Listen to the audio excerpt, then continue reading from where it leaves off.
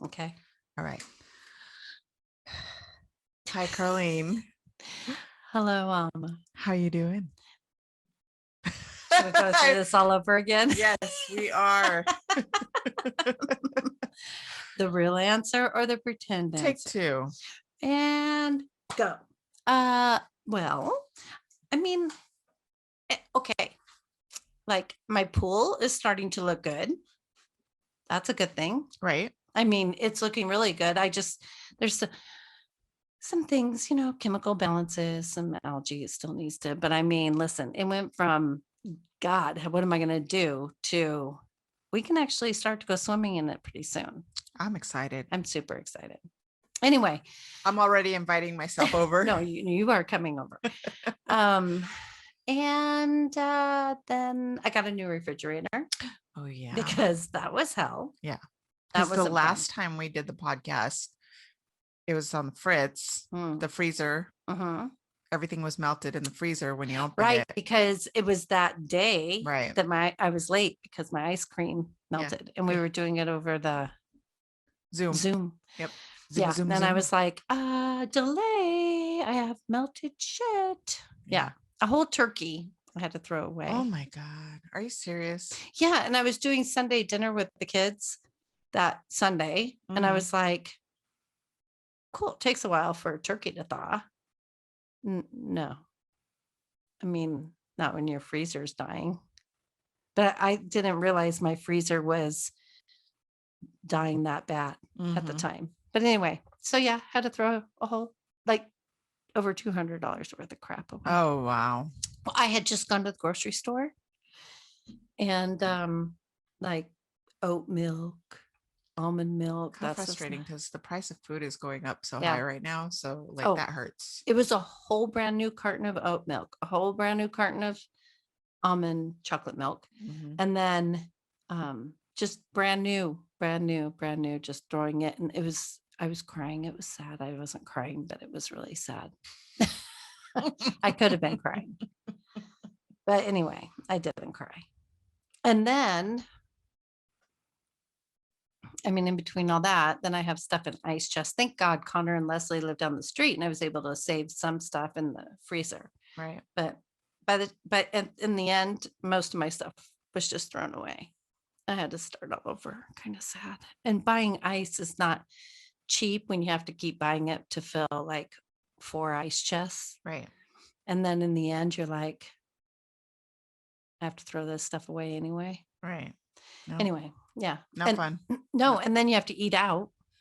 I will say you do lose weight when you don't have a refrigerator. Something about you're not going to the fridge constantly and opening it, looking for the answers to your life. Yeah, I guess so. Because I was like, and then before I had my nephew with me, I was, even with him, I'm like, I don't want to eat. I'm not going to eat. Like tonight, I made a thing of nachos and I was like, you want the rest of these? Because I'm not making you dinner. Right. You're a big boy. Yeah. Can I have a tissue to blot my drenched sweat? Are you drenched? Pretty wet. Are you?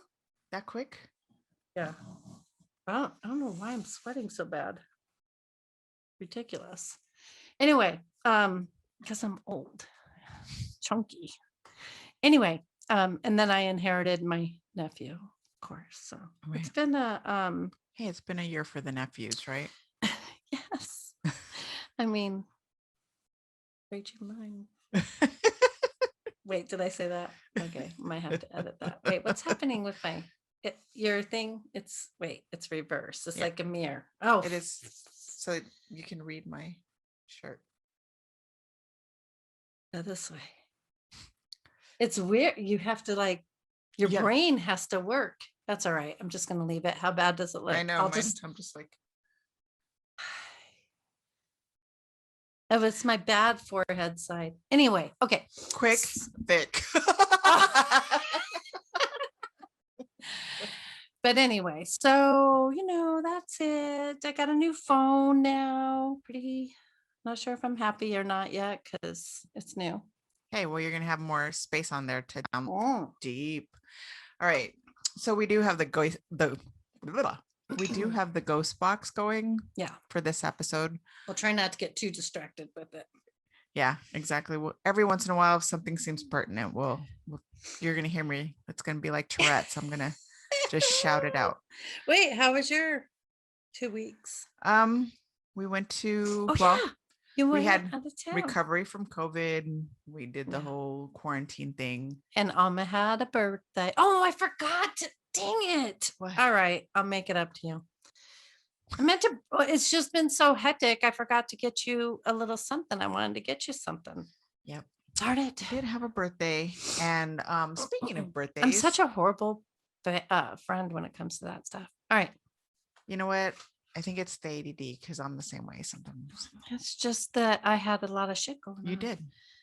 But in honor of my birthday, I did put a promo out for our merch store. Yes. So if you use the promo code Tipsy June, from now until the end of the month, till the end of June, you get 25% off. So I really like that. Is that a glass or is it a cup? No, it's a glass. 16. It's a pint glass. Yeah, I like that. It's I'm getting me 1 or 2 or 3. Are you?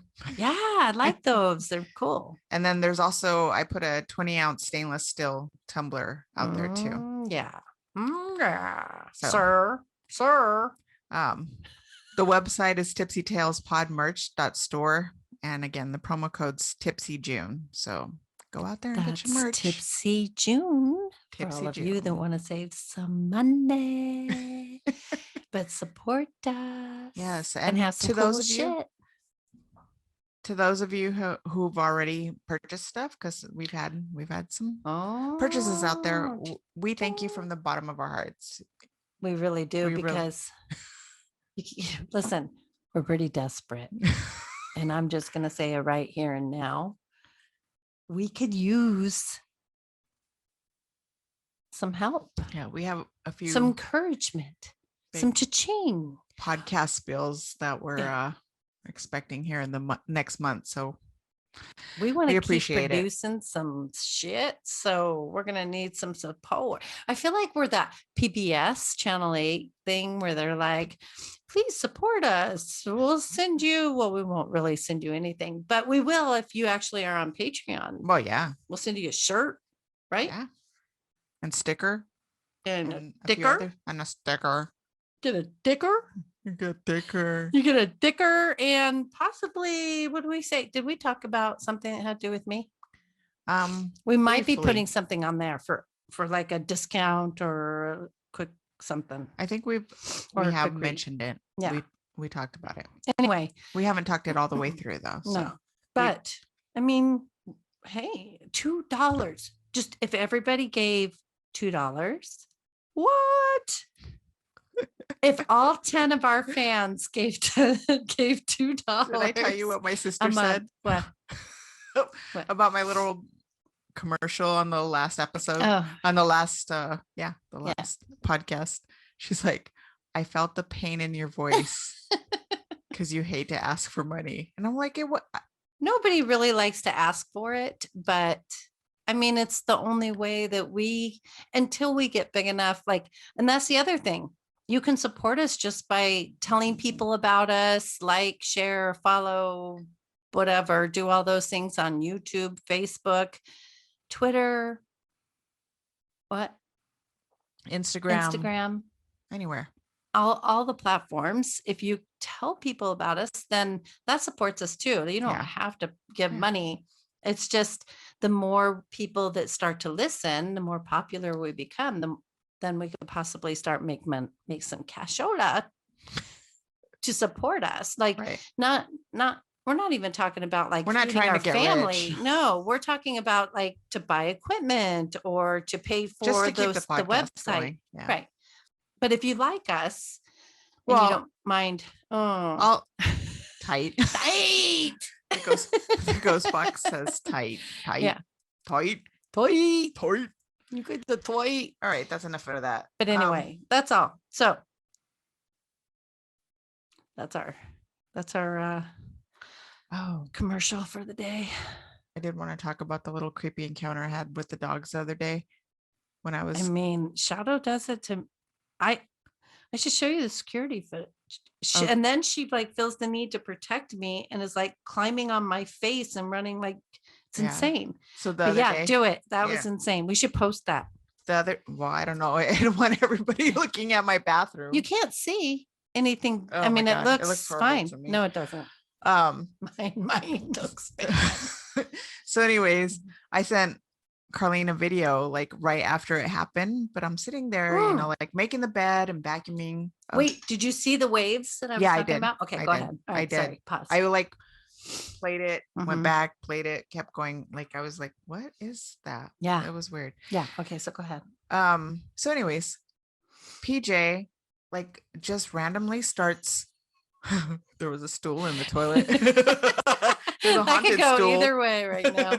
That's hilarious. That was the ghost box, not us. Oh, it says buried. Okay, so anyways, PJ starts barking like crazy at the bathroom, and I'm like, what the heck is wrong with him? So I thought, like, I have like little the little crystals in the chandelier in my bathroom, so I thought maybe like because they're weird about the light, like whenever there's like we got snoring dogs, by the way. Whenever there's like when I have the phone and it like catches the light and it's moving around, they start barking and trying to like chase the light around. Oh, that's funny. So anyways, he's barking and going crazy, and I'm like, duh, like get your camera and like film it and see if there's something. So I like went in there. I was like, and he got Athena. Like Athena's like, what's going on? And then she starts like freaking out, like, and she's like kind of jumping in and out of the bathroom. They're both like, they go in and then they kind of jump out. Right. They were definitely very like spooked out. Like they want to see what it is because they're curious. So they're like kind of creeping in, and then they're like, wait, what the fuck is that? And then they're backing out. And then which one is it? PJ. That's kind of like sniffing around like that windowsill area or whatever. And then I'm trying to give them a visual because it was so crazy, because it's not just like they see something, they sense something. Yeah. And they're just like, where the fuck is it? Wait, is it over here? No, yeah, whoa. And then he backs out. Right. And it's like, and they were doing that for like 5-6 minutes prior to that before I even turned the camera on. That's why, like, dang, because I was making the bed and he just started flipping out into the towards the bathroom, and I was like half paying attention, half not. And I know you can hear Shorty. She was in the living room. She was barking, but usually it's her that starts them barking, and they run to see what she's barking at. But no, she started barking because she heard them barking. So anyways, it was a big giant bark fest. So not fart fest. Yeah. Bark fest. Yeah. I mean, it could have been a haunted fart. Could have been. I mean, a buried stool. So from a warrior. Oh, this is gonna be a fun night. Oh my God.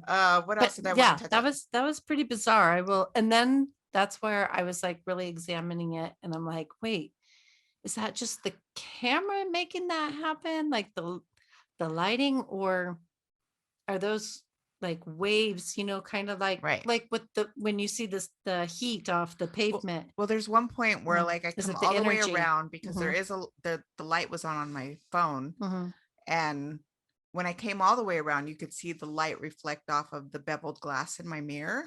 So, but right before that, it was energy wavy stuff, like what you see when the sun's hitting the pavement energy. Yeah. And that's why I was like, oh, I think there's shit like trying to like that's coming through, which is completely normal. Like I remember, clearing a lot of people's houses. A lot of time is spent where there's mirrors, just kind of making sure it's just a good portal for good energy to come through and not like icky. Well, the hair on his back was standing up. There was something in there.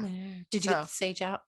I haven't saged yet. Oh, okay. Because I wanted to do tonight's story, and I'll tell you why. Because, like, honest disease. Your story, when I just looked up your story, I didn't read about it. I got creepers. Oh my gosh. Seriously? I got goosebumps all over. Okay. So I have literally been 50.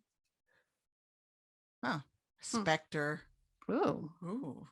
That's a weird word. I have like goosebumps on the top of my forehead. Me too. It's Me weird. too.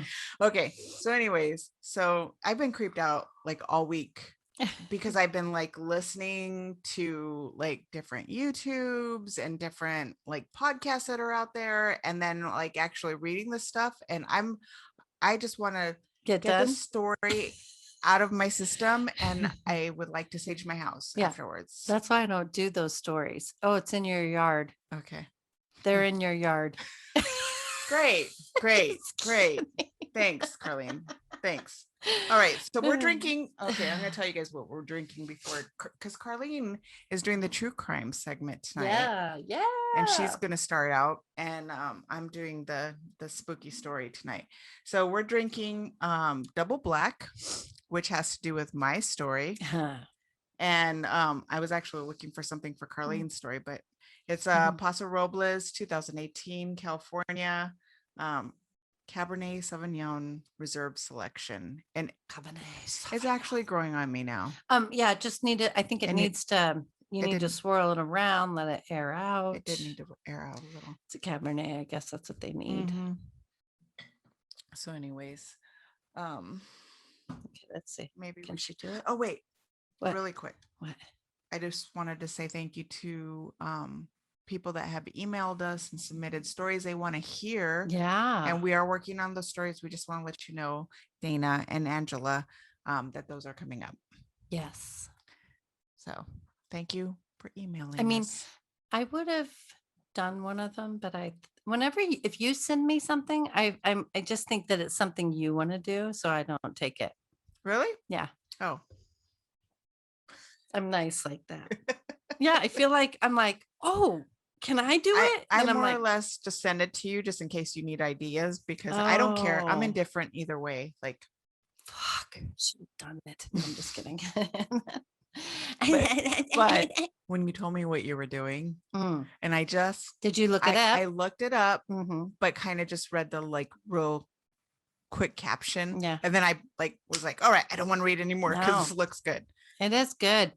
It's kind of deep, so I could have done way more research, but I just had to stop because the one I didn't write. Oh yes, I did. I think I did.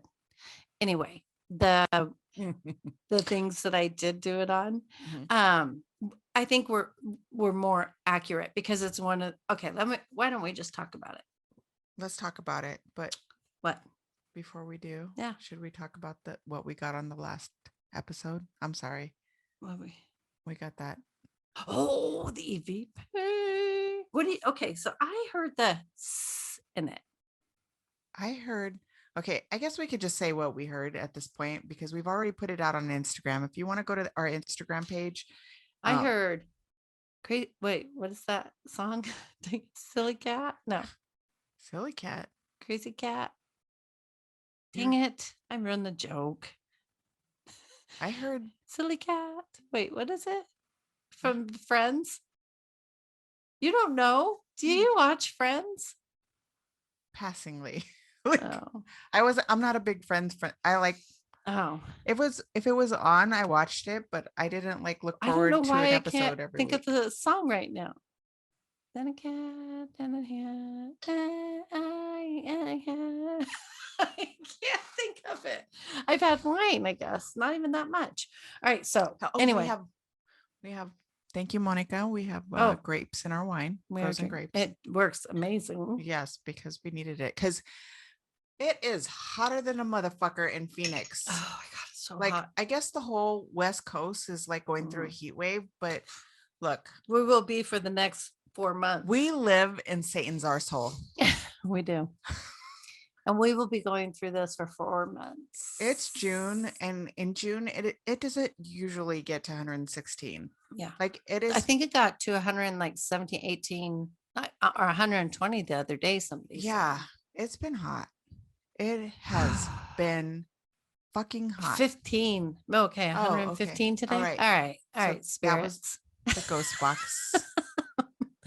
I mean, I don't have wow, AC in my we're car. getting responsive. We are getting a lot. Sometimes Yeah. it doesn't do anything. Yeah. Tonight it's just like bam, bam, bam. Okay. Really crazy. But we're doing the ADD thing. We started talking about the podcast the or EVP. about what? Oh, the EVP. Okay. Yeah. Anyway, what we heard. Stupid. I heard stupid. I think I heard stupid because you told me you heard stupid. Right. But then I kept listening and I heard the sound. Right. And then there's one of our say? podcasters. I think he said Julie, or didn't he say Julie? Oh my God. I can't even remember right now. I think he said Julie. And then I went back to see if my story had something to do with, but it was Kathy. Her name's Kathy, or I think her name's Kathy. And then the person that hung themselves. He heard do it. He heard do it first, but then there was another guest on there. Julie. He did hear Julie. Mm-hmm. Julie. Oh, look. It says John. All right, Joker. Okay. All right. So I heard stupid. I heard it in it. Yeah. So I heard it was 2 syllables. Yes.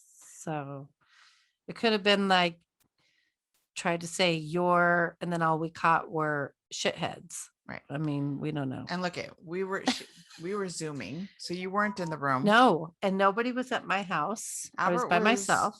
In the back room, just recuperating, and my nephew was here. It definitely wasn't him.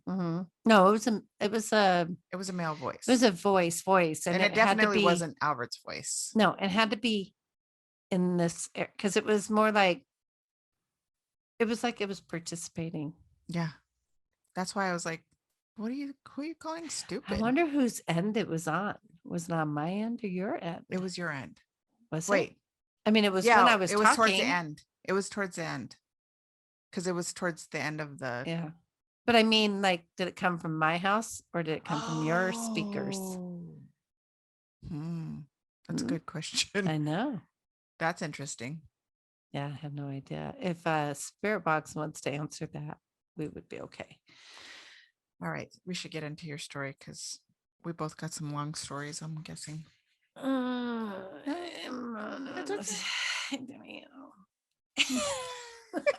Okay.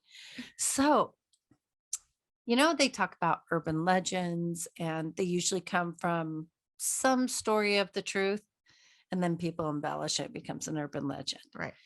Well, mine is an urban legend that became truth. Okay. So when you were growing up, I know when you were growing up, your parents would tell you if you didn't behave, such and such was going to come and get you. La Llorona. Yeah. See? Oh my gosh. Or the Cucuy. Yeah. Okay. So, right? Okay. Well, in New York, where was it? Staten Island. That's right.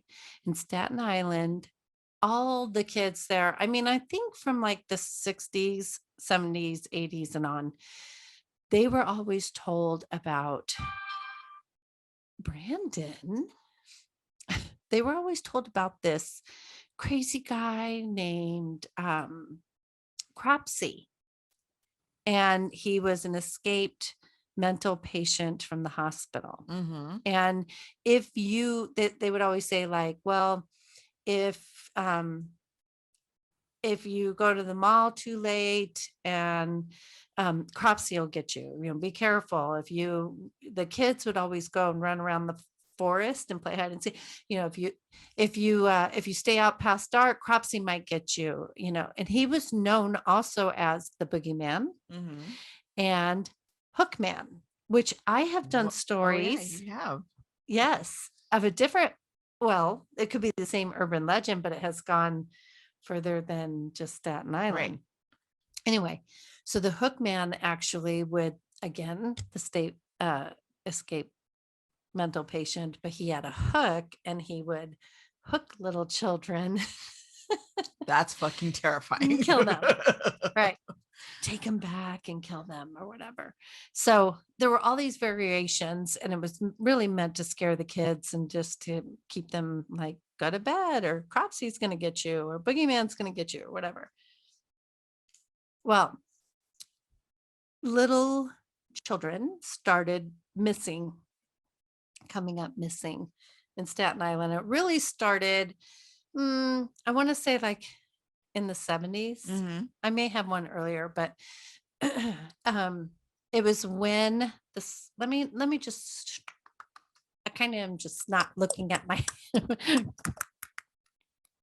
horsey. Okay. Anyway, oh, that was like a witch laugh. Oh, okay. Oh, she's going all over the place, everybody. Ask Alice. Wait a minute.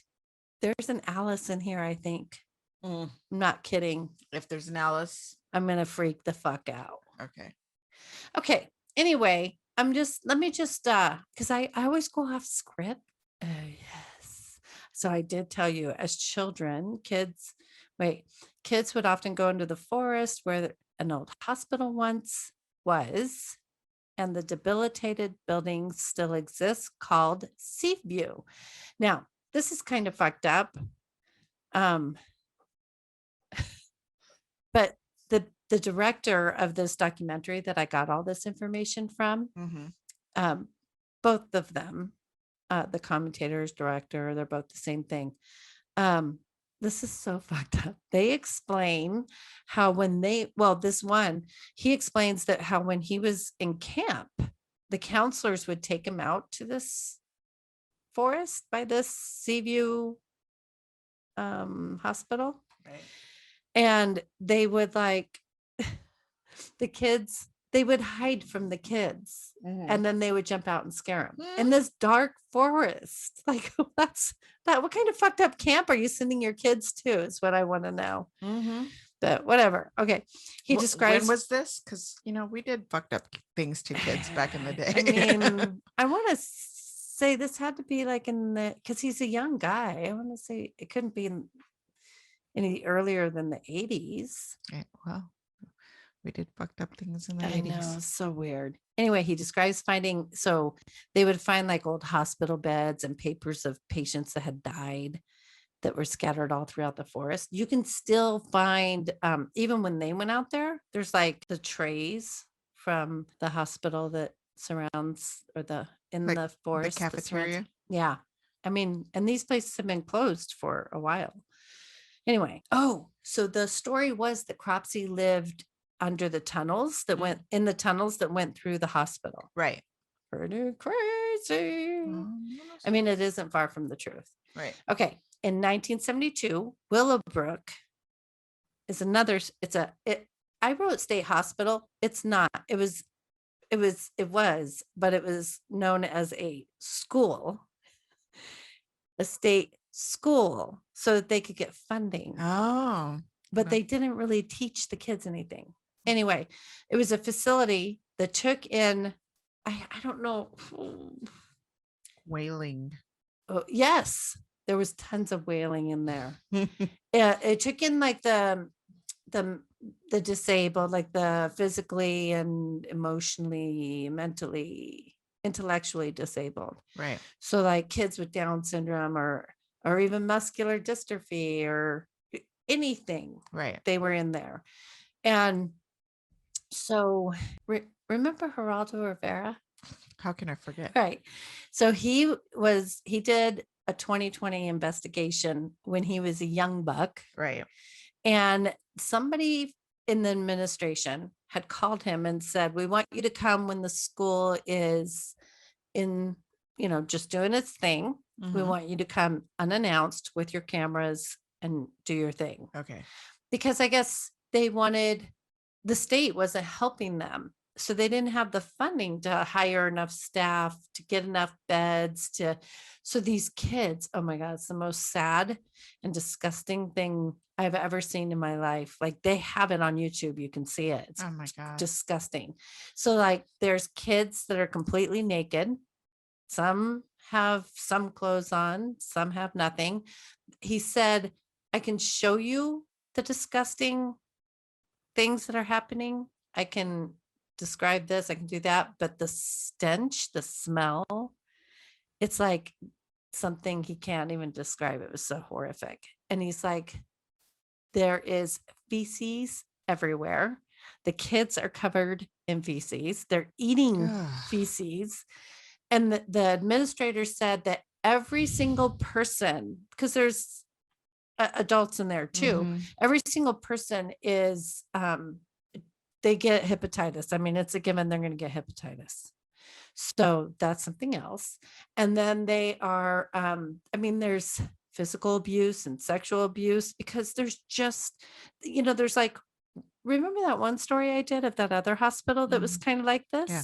It's like one person to 100 patients. I mean, it's just too, I think it's like here, it's like one per, yeah.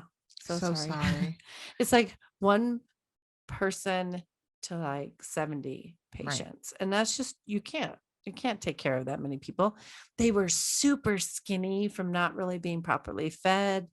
And then they're calling themselves a school and they're not being taught anything. And the administrator was like, we don't even know what these minds are capable of, because we can't teach them anything. There's not enough of us.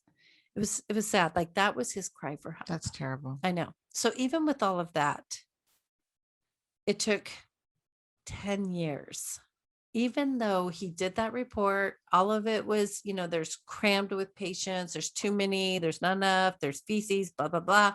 It took another 10 years before that place was shut down. Me? Disgusting. Yeah. And then listen to how they shut it down. Oh, I know. Alyssa, listen to how they shut it down. They relocated some patients, which I would assume it's probably patients that had money or family that had money that could relocate them. Everybody else was just like, go, be free, you're on your own. And so a lot of them returned to. Okay, so I just had a thought. I'm sorry. What if those names are people that yes. listening? Oh, and when I thought it, I'm getting it too. Ooh, I'm getting it too. It just says, it just keeps giving us names. Yeah. And Alyssa. my mic is going crazy. So if there's an Alyssa out there, I don't know what that's for, but. Well, it will make sense through this. Okay. So, I mean, that totally makes sense, because it just keeps giving us names. It gave us Alice, Alyssa, Brandon. Yeah. So a lot of the patients that were just wondering, they returned out of comfort and habit of being there and no place else to go. And they would stay inside the abandoned building. They would stay. There were like camps in the forest. And then there was also, they made camps in the forest, like homeless people camps. Okay. And then also there were tunnels that one went through Willowbrook. Wait, is that what it was called? Willowbrook? What did I call it? Yeah, Willowbrook. There's tunnels that went under there also. And so if even kind of recent, you could see people's belongings still in there. So I wouldn't be surprised if people still aren't sleeping in there. Right. It's weird. And also now there's a lot of Satanism that happens over there. Okay. So yeah, gross. Okay, so where I got this, the documentary is called Cropsey, and it's really good. The filmmaker is Joshua Zeman and Barbara, I can't say her last name, Brancaccio. Yeah. Okay. Anyway, I think they did a fantastic job investigating it. I think they've done other things, but they grew up there and hearing all of the stories, and they were around during these times. So I think they just kind of wanted to get to the bottom of it. Anyway, when they were children, oh wait, I already said that. Okay. So anyway, that's why they created the documentary, was just to kind of get to the bottom of this whole Cropsey thing. And when you hear the crime part of it, it'll it kind of has you going back and forth, like you're not sure. Anyway, they wanted to investigate the stories that they had always heard growing up. So now in the 80s, the legend of Cropsey had become very real when children suddenly became missing, like I said. The most public one, so this is what kind of like stirred everything up. This little girl, 12 years old, with Down syndrome, named Jennifer Schweiger. Schweiger. She disappeared July 9th, 1987. And hundreds of people, I mean, it just brought out the whole community. Everybody was like looking for her. And yeah, I heard that. Was that our Mike's making that tapping noise? No, it sounded like it was coming over. Cat. Is my cat okay? Should I check? I really worry that I'm going to find her hanging from something. Oh my God. Don't even say that. Don't say that. That is horrifying. But not by her own self. I know, but okay. So hundreds of people. I didn't need that image. So hundreds of people. We'll check my camera soon. Okay. Came out and searched for her. But they searched all over Willowbrook, and I think even what was that other one, Seabreeze or whatever, the other hospital. They searched all those grounds because I think the hospitals must be pretty close to each other. Like there's the hospital and then there's the school asylum, or the institution or whatever. But they searched everywhere, and there was this one woman. I have her name. I have her name on here, so I'll come to it. You have her number? I have her number. I call her on a regular basis. But anyway, she was kind of the head of the search parties for this, which is kind of cool.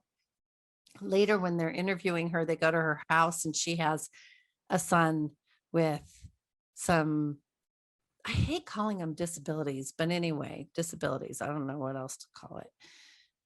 Impairment. I don't even know if that's what it is, because I don't look at that way, but I don't know what to call it, because I don't know what his ailment is. Or right. Anyway, okay, so that woman, who I'll tell you her name eventually, I don't know why I don't have it right here. But anyway, she speaks of how when searching, they found proof of some of the people who still live there. So some of the some of the people. This is in the 80s, right? Mm-hmm. And they're still living there. Yeah. Okay. Yeah. So there's proof of still. And remember, even I said the filmmakers, now they made this film in 2008 or 2009, and there's still people living out there. There's still proof of these people living out there. Right. So crazy talk. That's what, 12, 13 years ago. Yeah. But I mean, from the 80s, from the let's see, it was closed down. Did I write when it was closed down? Maybe at some point. It's very inaccurate of Carlene did not write down. Oh, my hands. Interesting. Okay. Oh. Okay. Well, yeah, because in 87, it was closed down by 1987 because Jennifer was disappeared, and it was already long closed down. Uh-oh. Cancer. I don't know how to. Whoa, that's weird. All right. Oh, that's weird. Okay, so this woman's speaking of how they're searching. They found proof of some of the people who still were living on the property at the time, including a man named Andre Rand. Andre Rand worked as an orderly when the hospital was up and running. Okay. He did some other things too, I guess. He might have done some physical therapy and stuff, but I know he worked as an orderly for sure. at Willowbrook State School from 1966 to 1968. And then after that, he kind of did some odds and end kind of jobs just around Staten Island. Anyway, he lived as a homeless man in a makeshift campsite in the woods near the school. Like some were saying that he had actually lived in with people, and he did. I think here and there he lived with people. What? What? That's even a weird word. What is happening? Stigmata. Why would it say that? I don't know. Okay, keep going. It's Sorry. picking out weird words, and it's just one after another. Yeah, and words that it has never really No. been used before. It's never said these words before. Okay. This is spooking me out. Okay.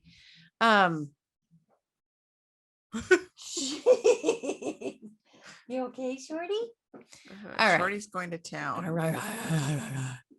Her tail. She heard happy. You say happy. She is happy. Okay. My sister's name is Happy. Get that fudge out of here. Yeah. Her nickname? Her name. What? Yeah. Her name is Felice. Oh my God. Like Happy. Oh we my call God. her Happy. That's so crazy. Crazy. Okay. That's weird. But Shorty was also happy right now and her tail was wagging. We can take that any way we want. Okay. All right. So anyway, back to Andre Rand. He is our main character in my story. Okay. So Andre Rand lived as a homeless man in a makeshift campsite. Like I said, he did some odds and ends. He lived with other people too. He actually lived, I think at one point, it was later after all this that he lived with like a priest or something, but I didn't delve too much into that. Anyway, he became the main suspect in Jennifer's case because of two eyewitnesses who said they last saw Jennifer with a middle-aged man walking down the street, and he had a green female bike with a basket on it. And everybody knew that's the bike he always had with him. And so if you said, I saw a guy with a green bike, they'd be with a basket on it. They'd be like, oh, that's Andre Rand. But yeah, so they knew it was him.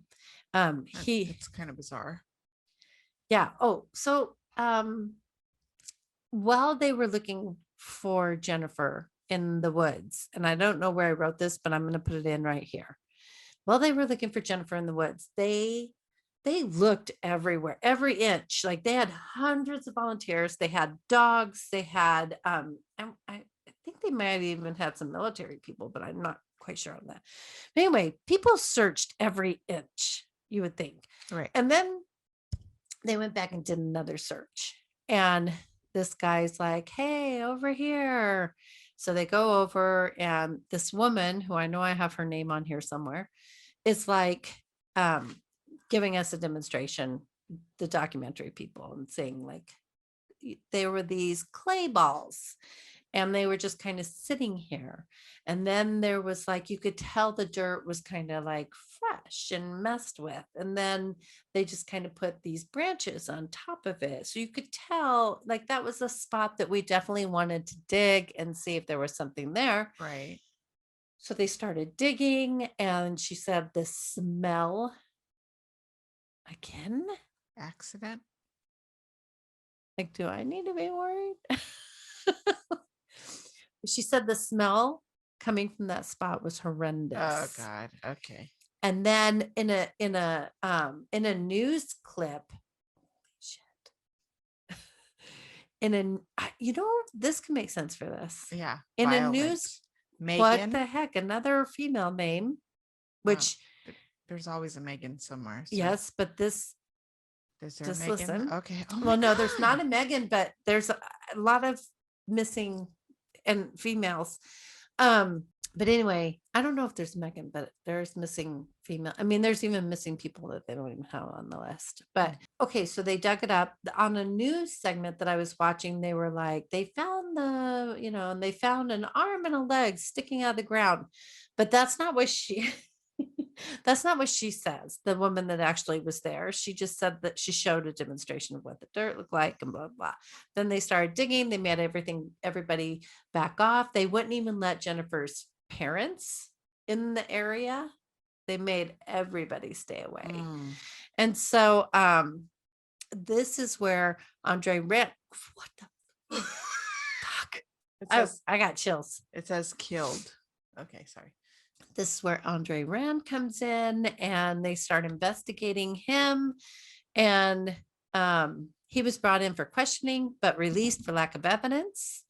Rand was already on the radar of police because back in 1969, oh my God, you're going to die when you hear this. Back in 1969, he pled guilty to sexual misconduct with a 9-year-old little girl. Oh God. A crime which he denied. But it gets worse. I fucking hate that shit. After several weeks of surveillance in hopes of finding Jennifer alive, they arrest Rand at a church. One man on the documentary states that he had never seen a perp walk like the one he saw with Rand. I will get back to this perp walk, but I know I'm going to talk about the woman who did the search, her name was Donna. Okay. Donna. Oh, Donna. There, you got my singing. She's holding my hand. Look at her. Are you proposing? Oh, she's kissing. Get me. Oh. Okay. I want to skip. Guy. I'm going to skip. Okay. Down a little bit because you have to know why he's so hardcore. Not just because he's weird. Is he on there? Well, let me just keep going because I think I'll spring the surprise on you. Okay. I'm going to spring the surprise on you.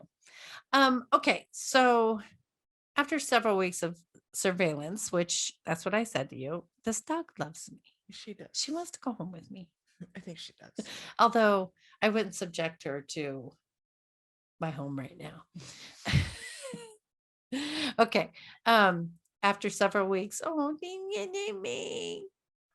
of surveillance in hopes of finding Jennifer alive, they arrested Rand at the church, which I already said. One man in the documentary states he had never seen a perp walk like this. Now, we will definitely have to put a picture of what he looked like, and I will even send it to you. But okay, I'm going to describe it to our listeners. Okay. He has a detective on one side, a detective on another side. His head is down like this. His head's down, and he is like drooling out of the side of his mouth. Okay. So he's a bald guy. He's not real big or anything. He's like skinny. Yeah. And he's like completely drooling out of his, you have to drool. It's gross. Like, did they have him sedated? Well, this is the thing. And at this point, when I see this and I'm at this point, I'm like, those fuckers just wanted to close a case. They just wanted the community, because the community, it was a witch hunt. And so I'm like, they just wanted to find somebody. They find this guy, homeless guy. He fits the bill. They're like, he already has priors. Yeah, we'll blame him. And there's still times that I'm like, they're fucking blaming this guy because they don't have anybody else. Right.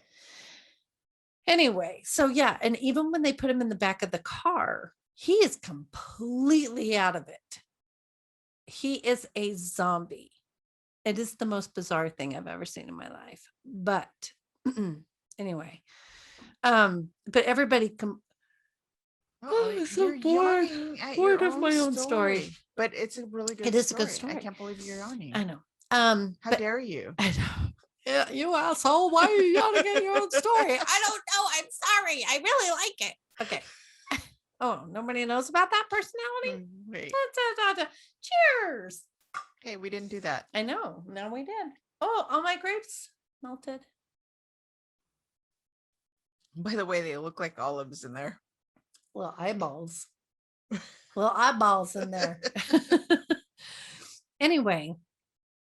Okay, so I already described that all to you. Some think he just got crazy, like a crazy guy. Like the detectives just found a crazy guy. Mm-hmm. and said he was the one. Like I just said, like they just were like, scapegoat, you fit the bill. Even while interviewing the detectives. Okay, so wait a minute. Even while interviewing so while I was watching the documentary and this Joshua was interviewing the detectives. So they're probably retired at this point, and he's sitting on a porch interviewing them. I'm questioning, like, do they have the right person? Because the way are these the detectives Yeah. that closed the case? Yes. Okay. And they're the original detectives. They're the ones that are holding him up at the stairs in that photograph that you're going to see. Okay. And yeah, I highly recommend you watch this documentary because it'll have you flip-flopping all over the place, but it'll also have you grossed out. Anyway, Donna, the woman who led Jeepers. I should have gave you coffee. Well, I also get like that when there's a lot of spirit coming around. Like when I'm doing readings, I'll start yawning like that when they start channeling through me, if there's a lot of them. I'm just saying. Anyway, even while interviewing the detectives, I already said, okay, so Donna, the woman who led the civilians who searched for Jennifer, kept returning to Willowbrook in hopes of finding the other children too. But she's the one, because of her, I believe, is why Jennifer was found. Oh. Anyway. Okay, so she was found.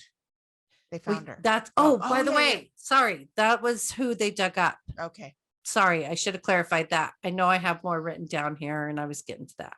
Okay. So that area with the dirt, and the sticks, they found her there. Yeah, the guy's like, hey, and so Donna's like, hey, this is suspicious, but they wouldn't even let Jennifer's parents in that area. I'm gonna have one of these. I feel like I have a little tickle in my nose. Could be a little boogie. Could be a booger. I don't know. Could be a dog hair. Anyway. Look at her. She's like, that's the spot. Okay. To the left. She's her face. If we could see her face, super right now, into it. like she keeps pushing my arm in one direction to scratch and then looking around like, are you watching? Are you watching? Okay, so let me just read this to make sure I don't forget anything. Donna, the woman who led the civilians who searched for Jennifer, kept returning to Willowbrook in hopes of finding Jennifer. The woods were described by thousands. Oh, the woods were searched by thousands with dogs and in great detail, but ripping apart. Okay, keep going. We just got to keep going because what the fuck? But this last search, Donna explains how a gentleman came across an area that looked suspicious. It looked like someone had patted the fresh dirt down and covered the area with leaves. I did say this. It was just a small space. Like it really was like this big. Like what? What am I showing you? 4 by something. It really wasn't very big. Okay. But it's enough to make them like, hey, this shouldn't be this way. Right. Something was off. Something was off. But this, okay. So yeah, the gentleman said it looked suspicious. It looked like someone had patted fresh dirt down and covered the area with leaves. It was just a small space that they decided to check it out. And there they found the body of Jennifer. Okay. Then they decided to search the area for 2 more missing girls. Jennifer's body was found only 150 yards from Andre Rand's camp. The pressure was on for the district attorney as his community was outraged. That seems pretty convenient though. Like, why would you shit where you sleep? Well, and here's the thing, and the district attorney he was getting ready to get out of there, right, to retire. And so some think that he just wanted to wrap this up with a bow and look good and moving out. But the community was outraged and wanted justice. However, the entire case on Rand was almost completely circumstantial. It was all completely circumstantial. I mean, it was all. They didn't have anything. Right. The district attorney only had the testimony. Look at me. Scroll. The testimony of eyewitnesses. What was that? She's just scratching this. Oh. All they had was the testimony of eyewitnesses, which most will agree is not the most reliable. After the largest criminal trial in Staten Island history, like even now, I guess, Rand was convicted of kidnapping because jurors couldn't reach a verdict on murder charges. So murder charges were dismissed. He was sentenced to 25 years to life and is eligible for parole in 2008. Wow. But we're not done. Okay, yeah, because obviously we're like way past 2008. Yeah, we're not done. Okay, now that Andre Rand has been convicted of Jennifer's kidnapping, the community wonders, could he also be connected to all of the other missing children? So now they are out for blood. Right. Each of these victims have one thing in common. I believe now some of these things that this is the problem with like watching a lot of things. It messes with Alice is one of the people. Oh my God. Yeah. Okay. She's the first one that came up missing. Okay. Okay. So anyway. That's the first name that we got. Yeah. Oh my God, I got chills. Okay. So all of them have some kind of physical, mental, something disability. Right. And like Down syndrome or muscular dystrophy or whatever. Okay. Okay. In 1972, 5-year-old Alice Pereira vanished after her brother had left her alone for a moment. They were playing in a lobby of a building on the island. Reports also suggest Alice may have been sighted in one of the parks. Rand was the prime suspect in this case due to his previous criminal record. Alice was never seen again. That was in 1972. He was a prime suspect in 1972. Wow. Okay, that now. Was literally the year I was born. Really? Literally. Really? Uh-oh. Okay. My story is going to be fun. Okay. In 1981, 7-year-old Mahalian Hughes did not return home after going to the store to get a bar of soap. This is kind of fucked up, and I don't understand this whole story. They don't mention it in this little blurb, but people were saying that. So she's 7 years old. It's 1981. Something about her needing this soap because she was dirty and whatever, sending her to the store at 9 p.m. in the evening. And I only saw that on. How old was she? 7. They sent her to the store? Right? I'm not going to base anything on that. I didn't really delve into that. So I'm not going to, because I really doubted that. Was she in that home? Was she in that? No. Okay. She lived in like an apartment type thing. Anyway, she was dirty, so they sent her to the store. Yeah, she needed a bath. Her legs were dirty. Go get some soap. At 7? At 9 o'clock at night? I don't know. I just have trouble with that one. But anyway, they say she went with her friend to get some soap. Okay. Maybe. I mean, whatever.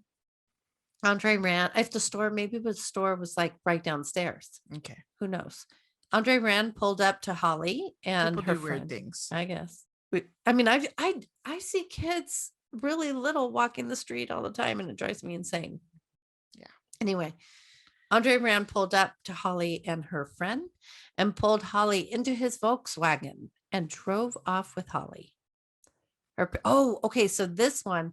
Okay, so her parents filed a missing person report, and the search was issued. When questioned, several eyewitnesses reported seeing Hughes with Rand. She was last seen with Rand and has not been seen again. In 2004, Rand was convicted of kidnapping Holly and Hughes. All right. That's because did we have one fly around? The thing is, that's also very weird. If you watch the documentary, you'll see. There's the Volkswagen sitting there, and then somebody will say, "See, it's there. He came back to see his work or whatever." I didn't find it very credible. Doesn't he have a green bike? Where'd the Volkswagen come from? When all of a sudden does he have a green Volkswagen? Maybe his Volkswagen broke down. I don't know. Okay, so and he ended up with a bike. Okay, maybe he had DUIs. Maybe. All of these are very tied together in weird ways, though. Okay, in 1983, 11-year-old Tehisa Jackson was reported missing after her mother had sent her to purchase drink. Okay, you know what? Let's just. It says drink. Spirit tells us to drink. We're gonna drink.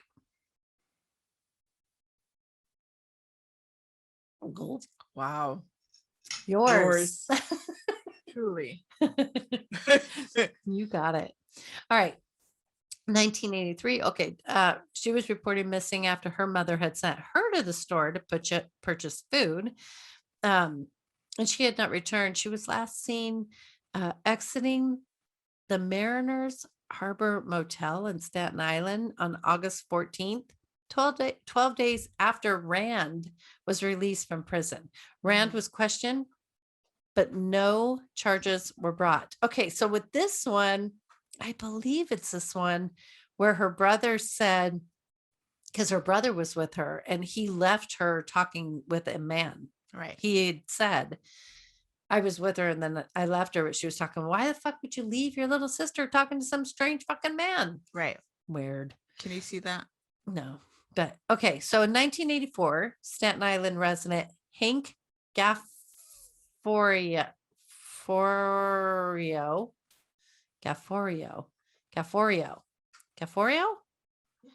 Okay. Why do you doubt yourself? I don't know. It's a hard name. Was reported missing after he did not return home one night. Now, this Hank. Point. Oh, I mean, I'm reading. Hank was 21, so he could go and sit in a cafe by himself. It's not a big deal. He had an IQ of like a 14 or 15-year-old, but he was 21. Or he was 22, something like that, 21, 22. In one of the video shots, it's actually these documentary people that pointed out to the detectives, do you not see how these people are connected? Right. In this video of this press conference, Hank is standing behind this woman that's crying for her child, saying, please help me find my child. Really? Yeah. And there's Hank, and they're like, oh my, where? Oh my God, we never saw that. So there's like these weird coincidences with all of these cases, like these things that match up. Like, it took these people to really make all the grew up on Staten Island. Yeah.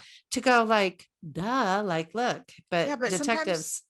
When you're in the middle of some things, it's hard to see the forest for the trees. Yeah, but you're a trained detective. You're supposed to be able to see those things. That's true. That's not even that hard.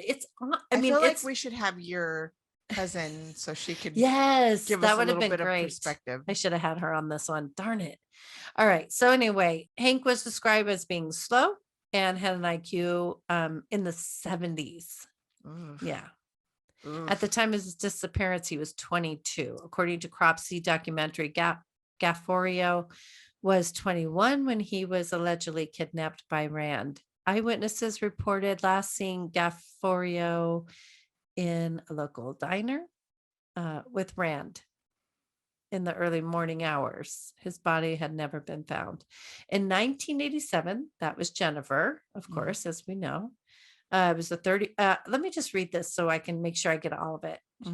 Jennifer Schweiger, born with Down syndrome. Okay. Alarm. Okay. I feel like I have to look at my camera for some. I mean, is that what it's telling us? I don't know. Is my cat okay? Check. Okay. Oh, jeepers. All right, let's finish the story. Okay, you were talking about Jennifer. Okay, so she was reported missing July 9th. Witnesses spotted Jennifer walking with Rand. Her body was found underground after the 35th day of searching. While combining the area around Willowbrook State School, a particular spot caught the eye of a retired New York firefighter. Oh, I didn't know it was him. George Kramer. He returned with the police. The entire body was unearthed from the shallow grave, and the remains were positively identified as those of Schweiger. Police searched the grounds. Stones. What if they're talking about Jesse? Talking about the ground. Well, but okay. The evidence, because I think of Jesse when I read this. Okay. The evidence Evidence. and found one of Rand's Have another drink. makeshift campsites in proximity of Schweiger's grave, which I told you was 100 feet. Proximity.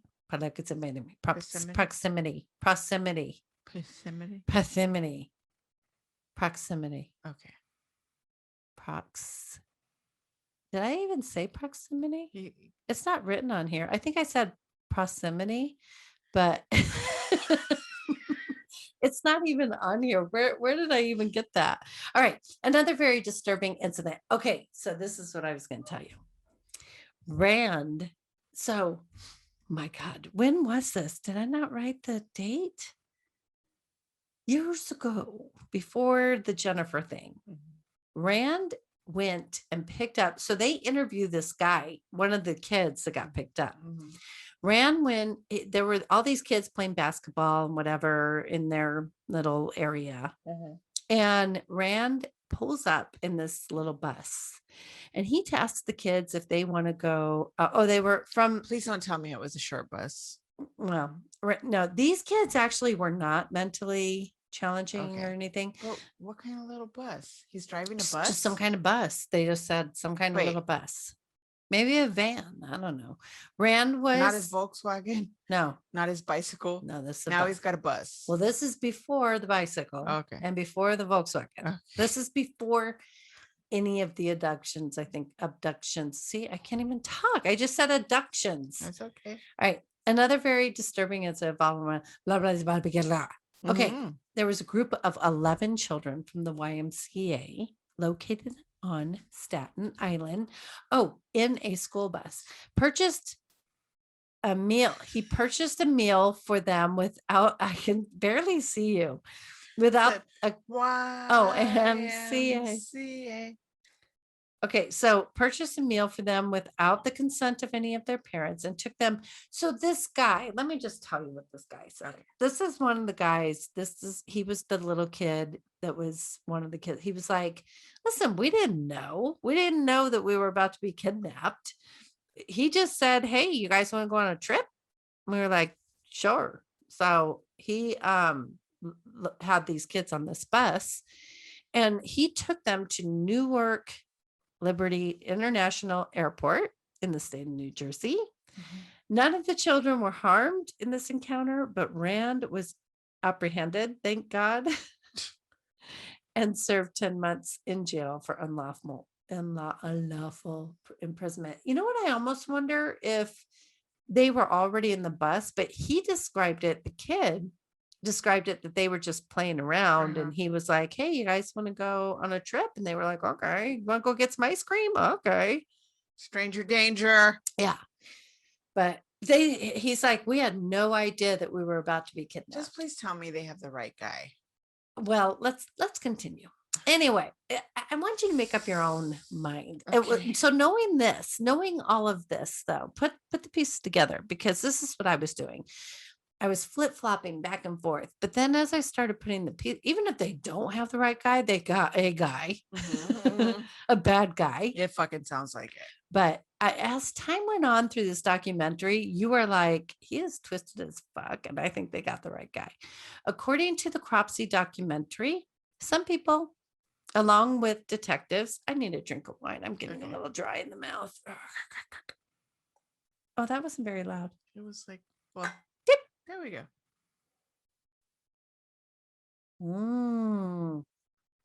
Gulp. All right. According to the Cropsey documentary, some people, along with detectives, speculated that Rand may have been involved with Satanism. Oh. Right. And they said okay, is this that satanic panic shit? Like everybody in the 80s was involved with Satanism? Well, there was a or cult. was it real? No, there really was a cult there. Okay. And they said that some of the children were sacrificed in that. And there really was a cult. And there was a woman that I guess came forward who was part of the cult. And something happened. There were death threats and stuff against her. But in the documentary, they actually going to interview somebody who was a member, but they interview this weird ass detective. And I swear I would be like, it's you. You're the one. He's creepy. He is the detective. Creepy. He's the one that in the movie, he's the one that did it. Oh my God. I'm not kidding. So he had this weird ass laugh. And when they would be like, so what do you think about the satanic thing? And was he like the manager from the Cecil Hotel? Yes. I think that he is part of this cult or something, because he was trying to get them off of the cult subject.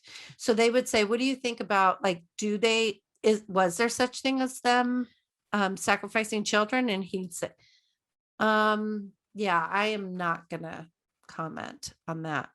It was like he was covering up for the satanic cult people. So they'd say, well, did you investigate it? He's like, no, I didn't even give it any attention. Or maybe he just doesn't believe in that shit. What you need to watch it. Okay. Because when you watch it, you're going to be like, he is either a hardcore member. He's like the leader of the cult. He's like, or he's the one that's fucking taking these kids, because he's freaky, creepy. I'm not kidding. Okay. If he doesn't give you the weebie-jeebies, right. I don't know. All right. Anyway, there were people who also thought, oh, Carlene, you're so boring. Thought that Rand was not alone in the commission. Oh my God. Yeah. They didn't think, addict. Huh? It says no addict. Oh. Okay. They didn't think that Rand was alone. Because they thought it was really weird that they searched that whole property. Right. In 35 days, they did not see that one area. And then all of a sudden it's like, oh, look, she's right here. Like plain as day. Mm-hmm. They just thought that was really weird. The theory is he had somebody working with him. And while he's being detained, they're moving her around. And then eventually they bury her and put her there. And boom, we found her. So anyway, many believe he was passing the children around to his friends in the underground network of homeless and mentally disabled people living in the tunnel system of the former Willowbrook State School. Gross. In 2004, Rand was again brought to trial. This time he was charged with kidnapping Mahalian Hughes 23 years earlier. There's no statute of limitations in New York for the first degree kidnapping, which made this charge possible. A jury convicted Rand of the kidnapping in October 2004, and he was sentenced to another consecutive 25 years to life in prison. He will become eligible for parole in 2037. He will be 93 years old. What the hell? Now listen. 93 years old? He'll be 93. And let me just tell you that, so the only reason this came up, this Holly thing, I believe, they didn't want him released. He was up for parole. And they were like, fuck no. Oh God, Carlene. They were like, fuck no. We got to hey, what about the Mahalian Hughes case? I mean, we can get him on that. Right. And there's no statute. And so that'll hold him for another 25 years to life. And that's what they did. It's kind of fucked up. Yeah, it is. Anyway, according to Rand's sister, okay, so they interviewed a whole bunch of people that knew him. They find this woman who's his sister. She's like, listen, I don't know him. He only contacts me when he wanted something. I know nothing about him. And she makes it very clear that her and her brother never had suffered. They didn't suffer any trauma from child abuse or sexual abuse or any. They had a pretty normal life other than their mother So their dad died when Rand was 14 years old, and his mother was institutionalized at Pilgrim Psychiatric Center in Brentwood, New York. It just so happens when they were teenagers, they would visit her. Okay. She wasn't there permanently. This is Rand's sister, right? This is Rand's mother. Sister's telling us about this. Okay.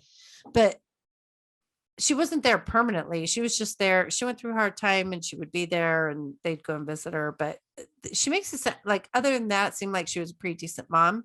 But they say that this Pilgrim Psychiatric Center and Willowbrook are almost identical in the way that they are built. Mm-hmm. Like the same cafeteria, the same setup, same floor plan, same everything. Okay.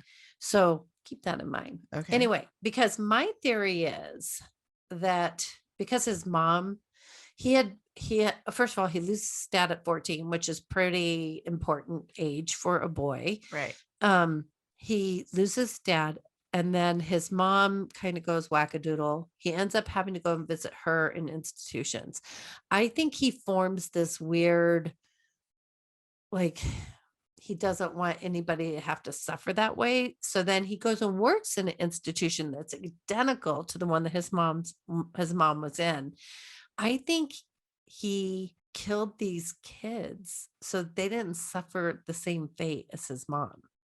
Do you know what I mean? Like, he looked at it as, I'm saving you. Right.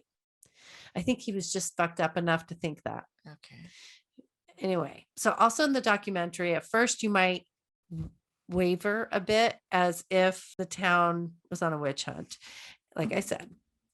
And they found this man who was already strange and already had a shady past and used him as a scapegoat. Well, but as the documentary goes on and you watch the directors try to get some kind of interview with him, did we have a fart? I don't taste it yet. I'm just gonna go like this. It wasn't me. Was it you? You smelled it, you dealt it. Nope. Listen, I'll know. Listen. If I farted, I'd tell you. If I farted, I'd be laughing my ass off. Right. I would definitely tell you. She still had. I'm not getting a whiff of it yet, so I'm pretty happy about it. It just kind of just went by. The directors tried to get some kind of interview with Rand, right? So did I not even finish? Oh, I didn't even. That's okay. I don't need it. They try and get some kind of interview with Rand. So they're constantly like doing letters back and forth with him, right? Constant letters back and forth.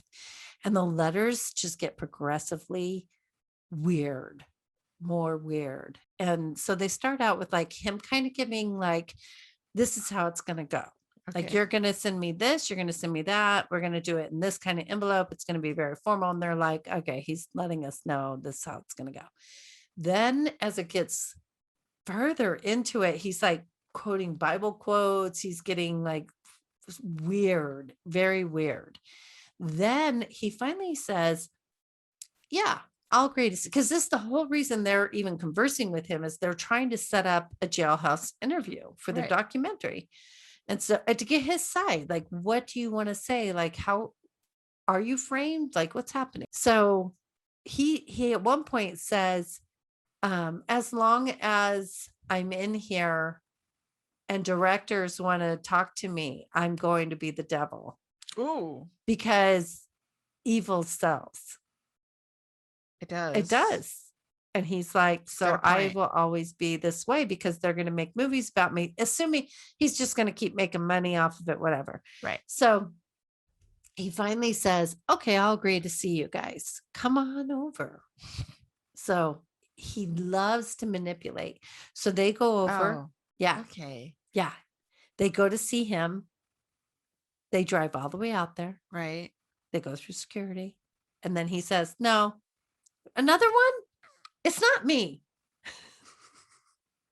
No, that's a shorty. That's an old lady fart. Is it the old lady fart? Yeah, okay, I'm just going to do this so I can finish. Okay. Anyway.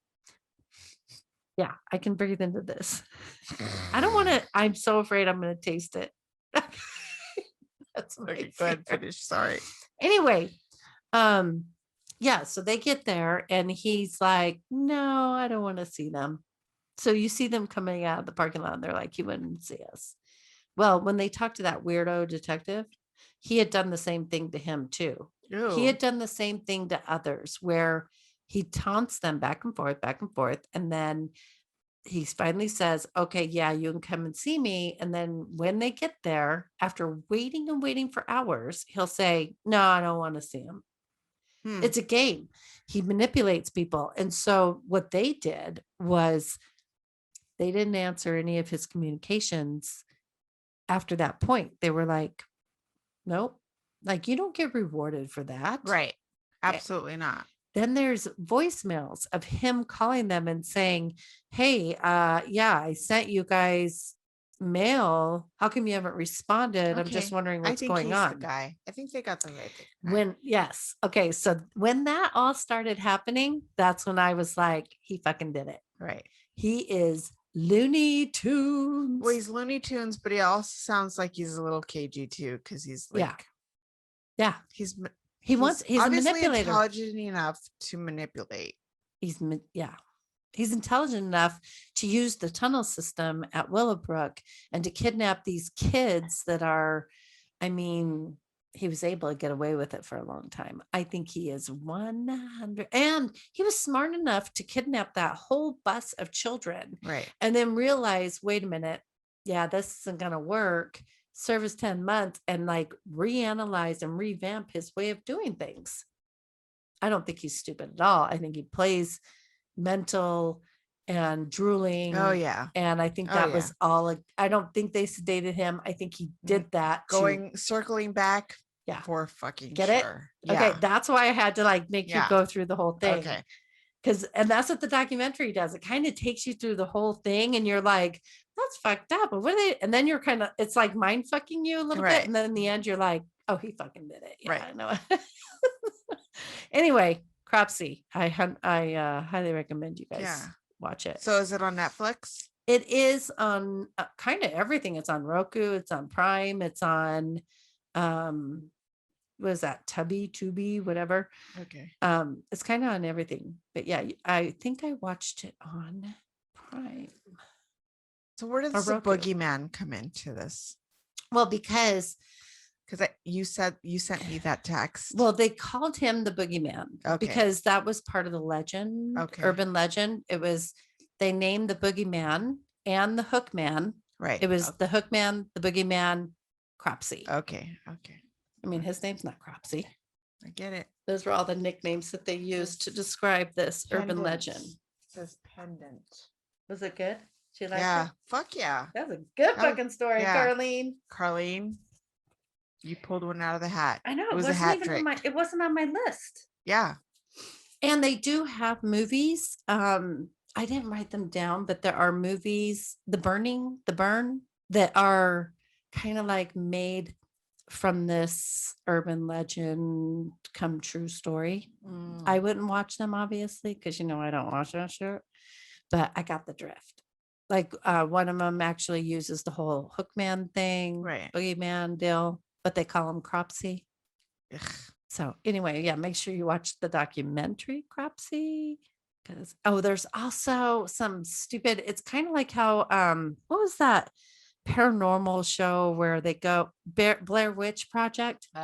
It's so stupidly. I thought it was Cropsey, like another kind of documentary type or something. But it was a Blair Witch Project. Yeah. Kind of. And I was like, it was the most bizarre thing I've ever started to watch. I was like, that's fucked up. I'm not watching it. So just, be careful. Watch the documentary. I'm definitely going to go watch that. Yeah, it's actually very interesting. And I think it's won some awards and stuff. That's a good one. Yeah. For a minute there, I didn't think he was guilty. I thought they had the wrong guy. It's pretty mysterious. Yeah. Yeah. That's how I was feeling. I was like, oh, it's not yet. Anyway, that's my story. That's your story? Is it? Oh, thank you. Thank you, everybody. Thank you. That was awesome. Good job, Thank you. I knew I could pull one out of my ass. Yeah, I was just shocked that it wasn't one on my list. I just came to it. Good job. I even did a bite lip. All right. All right. This is the part where we're going to take a little break and then we will be back after with this. my story. We're back. We're back. Front door open. Oh my God. All right. That was a good story, Carlene. Really, really good. That was a fun break. Yeah. I feel like the sweaty balls people right now. Hello. Hi. That was a fun break. It was great. Yeah, it was. It was real good. I especially enjoyed The sweaty balls. scaring the shit out of people. Scaring the shit out of somebody was real fun. That was real fun. Yeah. So fun. Yeah. Okay. Well, So I'm really excited to hear. I'm really excited to hear your story. Into my story. And now that I'm thoroughly drunk and I'm not used to doing story number 2. Yeah. You're welcome to my world. Yes. Okay. Let's toast. Ding. Toast. Ding. We don't get the classic ting because my cup is plastic and why are you stainless drinking out steel. of that? Because I like it. It keeps it cold. Oh, Keeps it cold. thanks. I should have gave you this one, right? But I figured we had the frozen grapes. Well, and you figured I had a hard week. All right. So hard month. yeah, it's been a hard month. It's been a hard month. It's been a hard month and a half. Mm-hmm. I feel you. Yeah. Yeah. And ordinarily I take all that in stride. It's the energy I can't handle. Woosah. It's when I have an energy interruption. I can't handle that in my safe space. Oh, you did that. Fuck, you are all into scaring me. All right. So, like I said, we're drinking the Double Black Cabernet Sauvignon. The Double Black? Double Just Black. kidding. Double Black. Double bud. And there's a reason. Yeah. And the reason is we are doing your story's scary as shit. That's why the dog's by me, because she's like, I'll protect you. the fucking black-eyed children. Nope. BEK. Nope. Black-eyed kids for short. Or BK for short. I never heard of that until Never? you mentioned it. Never? No. Never. And I am okay with that. I don't know why you have to introduce me to this fucked up bullshit. Okay, well. I'd like to know what it says hair. Is my hair messed up? Well, mine is. I keep messing with it. Okay. Anyway, go ahead. Maybe those are some of the oh, did you get that? Alice was one of the people. Yeah. Okay. All right. Here we go. So my story, like I said, is about these grapes. I'm sorry. I bet these grapes are super full of alcohol right now. Oh my God. If you picked them out of there, you'd be super drunk. Yeah. Eat them all. I'm sorry. Eat them. All right. Okay, go ahead. So like I said, my story is about the urban legend of the black-eyed children, also known as the black-eyed kids or BEK. So if you're listening at home alone, make sure. Oh, our mics are freaking out. Yeah. I will say, isn't it weird? What did that say? Change. Ooh. Is it weird that we both picked urban legends? Yeah, it is really weird. And mine actually has some paranormal. I didn't find a lot of credible stuff. I didn't dig for it. Right. But maybe next time I'll find some paranormal. Maybe. On it. Anyway, go ahead. I'm sorry. All right. No. Anyways, so if you're listening from home alone, make sure and lock your doors. Grab your safest blankie. Yeah. And your drink of choice. Wait, can we pause for a second? Uh-oh. No. Last night, I went outside to turn on my pool. And I hear this blood-curdling scream of a woman coming down the street. Like I hear it from down the street. I don't know where. And I think, you just kind of think that people are goofing off. Right. It just kept getting worse and worse. And then I swear I kept hearing her say, help me. Mm-hmm. Like first it was just, it's that one where like the back of your throat is like, Right. And so it was blood curdling. And so I then it kept happening. It kept happening. And then I heard, help me, help me. The only other time that happened, a woman was murdered by her husband at by our house, and we were the only ones who called 911. It was only after the news came that everybody, huh? Did you call? I did call the police last night, and was first I text Connor. I'm like, I swear I hear a woman screaming bloody murder right now. And so I ran out front to see if I could hear it more clearly. So you can go, okay. Yeah. And I'm like, I can't hear her. She's like, it stopped. Yeah. And so I ran back in the backyard thinking, well, it must be like southwest of me. Right. And so I texted Connor, like, do you hear it? And he said, I don't hear it. I said, it sounds like it stopped. So he jumps in his car and is driving around to see if he can hear or see anything. And I'm like, spirit plugs up my ear while it's happening. Right. So then I know something serious. Right. So then while I called the police. Gosh, it's really going to town right now. I called the police and they're like, yeah, we're going to come and check it out. We'll just check it out. It's no big deal. It wasn't a hefty night. And there were officers already in the neighborhood. So they went and checked it out. I don't know if anything ever came of it because they didn't call me. Right. I told them not to. But spirit kept plugging up my ear like 2 more times. And that's usually when they're trying to really get my attention. Catherine. Get the fudge out. Is that something?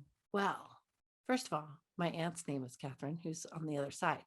But also,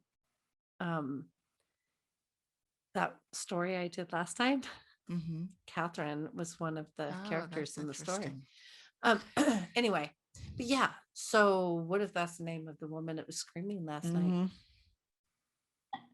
Wouldn't that be fucking crazy if it was? Connor's like, well, I checked on the Nextdoor app and I looked, whatever. And I'm like, it wouldn't matter because when that murder happened, the woman was shot to death by her estranged husband.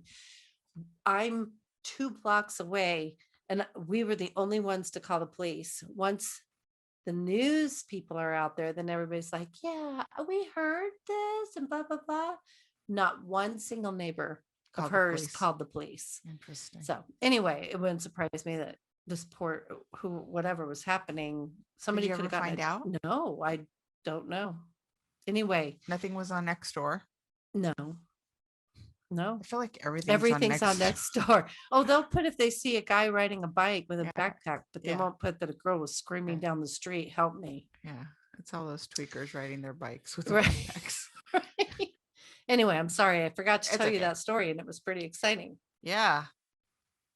There was a lot of exciting stuff yesterday, actually. There was that shooting. Yeah, the shooting. Yeah. 9 people. Yeah. Anyways. Okay. I'm sorry I interrupted. All right. So you never heard of the Black-Eyed Children. This is all brand new, exciting, just gross, scare the hell out of me story. So let's just hope if any of you guys out there that are listening, if you've ever heard of the Black-Eyed Children, it's not from personal experience. So no one knows what they really are, but everyone seems to agree on one thing. They're not actually children and they are not human. Do people claim that they actually office? Wait. Again? My office? Yeah. Okay. Look. Can you see it? Can you see it? Look at my hair standing up. Can you see it? Yeah. Looks like I have a lot of hair. You gonna take a picture? Yeah. Okay, go ahead. Hurry. It's going to go down. Hey, it's getting down. It's going down. That gave me a freaky. I think it went down. Anyway, you're kind of freaking me out with this. So has anybody actually seen one of them? Yes. Yes. In real life. All the encounters are actually in person. Get the fuck out. Yes. Wait, because I don't want to track this. Okay. We are saging ourselves before I leave here tonight. Okay. I would appreciate that. That would be awesome. Okay. I have sage ready to go. Yeah. And some Palo Santo. Can you? Okay. Oh my God. Yes, I will. Okay. Yes. Like I'm telling you, like, Yeah. okay. I do stories like this and I never get creeped out. We never get this much action on the ghost box either. I never get creeped out. So then I had this thing going on with the dogs. Yeah. Oh yeah. And The weird shit. it was while I was listening to this shit. No. Yeah. I kid you not. Like all morning long that morning. Okay. before I You sent take you- look. Here it comes. Okay. And then I'm scared. When my hair stands up like this, that's when I get freaked out. so this morning, I'm just like listening to, I think it was like a YouTube or something, Yeah. but I'm taking a shower. But I Oh, was just like no. trying to like get points of the story. I will whatever. not watch this stuff in the shower or listen to this stuff in the shower I'm in because the that's shower. where I do my stuff. But I'm listening to it on Google. So, and then all of a sudden, if anybody else has a Google out there, you know, it goes that makes that little boom boom Oh, right. when it's right, like right. listening to you and wants to like When- hears you say, "Hey yeah, Google." Right. Okay. But It you did didn't that. say anything. I didn't say anything. And our mics are freaking out. Yeah. They were not freaking out like No, this they when I had was doing my stopped. story. They had stopped. Okay. Yeah. All right. Anyway. And I'm freaking out. Okay. And that says coat or goat. Coat. Okay. If it said go, I'd freak the fuck out right now. Okay. The stories and descriptions of Oh these my God, I children- changed the goat. No, I'm just Stop it. kidding. Carlene. Oh, hilarious.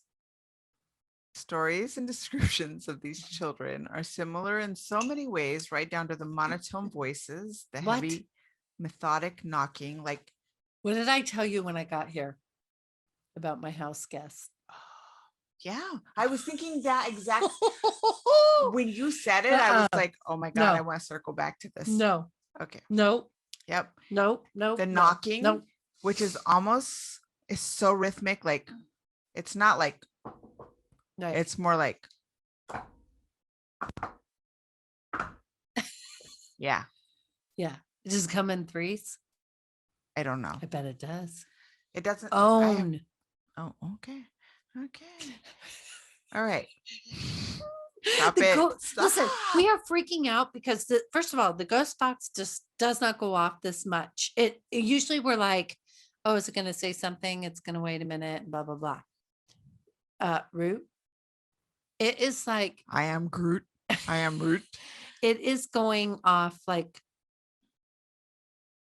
Alarm. What's that alarm again? one word after another. It's not even taking a break. No, it just keeps So, going. To me, that's really unusual. No, it stayed on the same word like while Yeah. you were doing your story. Oh no, what did it say? Computer? Computer. It's staring right at the computer. I mean, it's just bizarre that it's Okay. just like continuously changing. It's having a conversation with us. Yes. Anyway, I'm so it has sorry. been all night, actually. Yeah. Yeah. All Yeah. right. Yeah. So the heavy methodic knocking, the strange clothing, which is kind of out of place, time and place. Mm. Like if it's 2021, Right. the strange clothing would be like Right. 1955. Yeah. Is that what you're or saying? like 1920s page Okay, boy okay. haircut and Okay, weird, like like I picture the bangs that are like Yeah. this. Oh, yeah, my absolutely. God, why am I picturing it? because you're like pulling the I image don't want right to. out of my brain. I don't want to. Okay. And then that their skin is very pale. Like white. Yes. But the most noticeable feature No. is the eyes. You know what? Like there's a pinch in my back right here. I'm not wearing my cross. Why aren't you wearing a cross? I always wear my cross here. Should I light that Palo Santo right now? It's All all right. right. All the people that are like, Wait, don't believe in this shit are totally rolling their eyes right now at us. They're like, oh my God, stop, you guys, stop. Okay, but listen, you have to experience what we've experienced. What was the last part that you said? Okay. The pale skin, it's Right. almost deathly, like unreal looking. And then the eyes, Yeah. which are the most noticeable feature, but they don't notice them. What is it? It says ears. Oh, Jesus. There's nothing about ears. No. Okay. The eyes. Yeah. So at some point in every encounter, the person comes to the realization that these children's eyes are black and devoid of any light. Blackness encompasses even the whites of their eyes, where So their eye, yeah, like where where the white part of your eye yeah, is, it's where all your, black. which is called your sclera. Oh, That's very like good. all black. That's sick. Yes. And that's freaky. Yeah. Okay. Is there a place that you might encounter these children? No, it seems to be all over the United States. Like not in the forest in the dark No, by but an asylum? usually, well, it may be on the road, like they're panhandling or hitchhiking, Get the fuck or out of here. at your front door. Stop it. I'm kid you not. At night usually or make in the day? At night and sometimes in the day. Okay, stop it. Yeah. They usually make a request to be let in. No, Yes. I take it the fuck out of here. Yeah. I can't see your eyes. Well, at first they don't see their eyes. They don't. This isn't the first thing that they really notice about them. They're just kind of more weirded out that they're little kids. the requests that they're like making. So similar, the request that they're making requires the person to give permission or allow entrance, like either into their vehicle or into the home. Do not let any child, that again, it says root. Do not let any child enter your car or your home if you can't see their face. Yeah. And especially if they have black eyes. Yeah. Depending on the situation, they either ask for a ride, or if they're at your doorstep, they ask to come in and use your phone. And in one case, they actually asked to use a telegraph. Okay, so get the fuck out of here. Yeah. Who the fuck has a telegraph? Oh, no.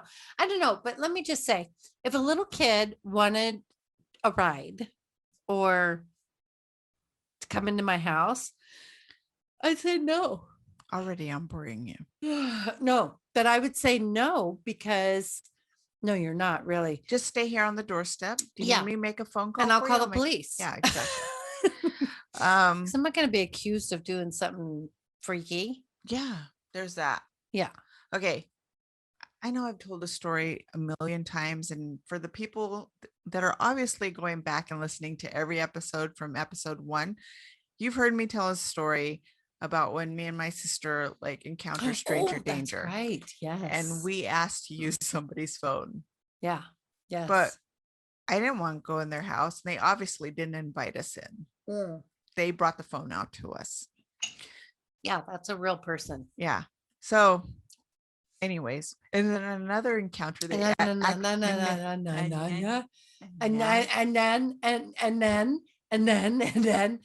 then there was this man, and then what happened was another encounter.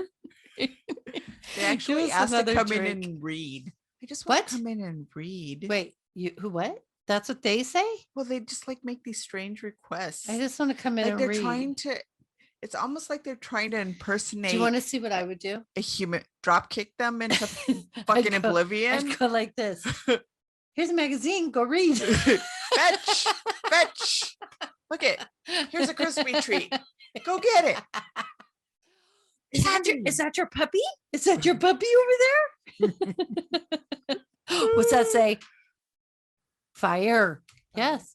Well, we've had some fires. We have some major fire. But can I just say our sunsets are beautiful? Oh, yeah. Is it bad that I like our sunsets so much because of the fires?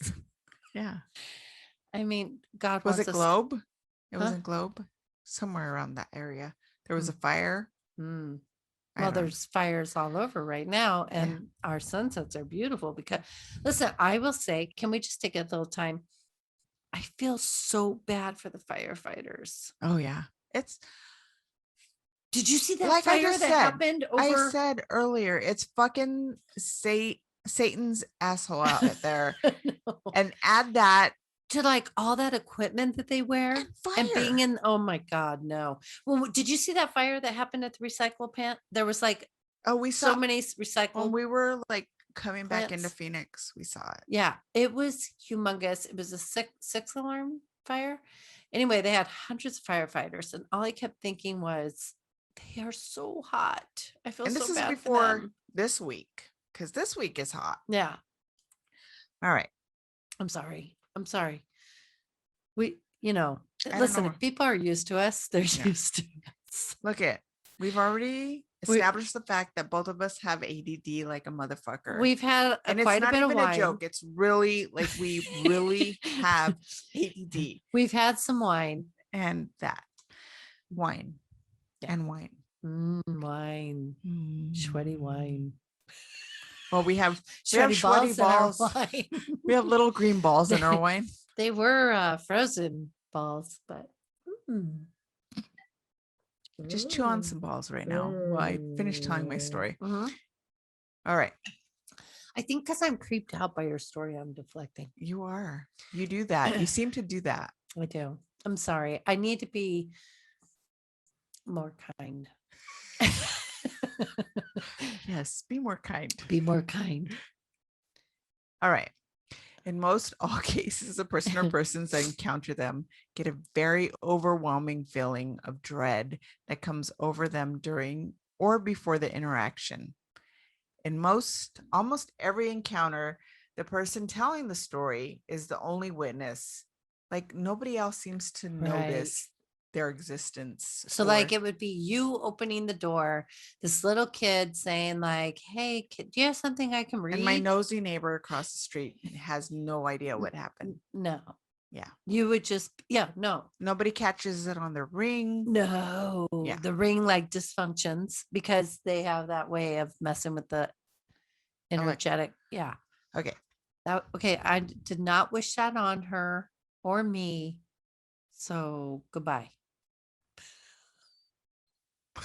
I don't even know where you were with that. And almost okay. In every encounter.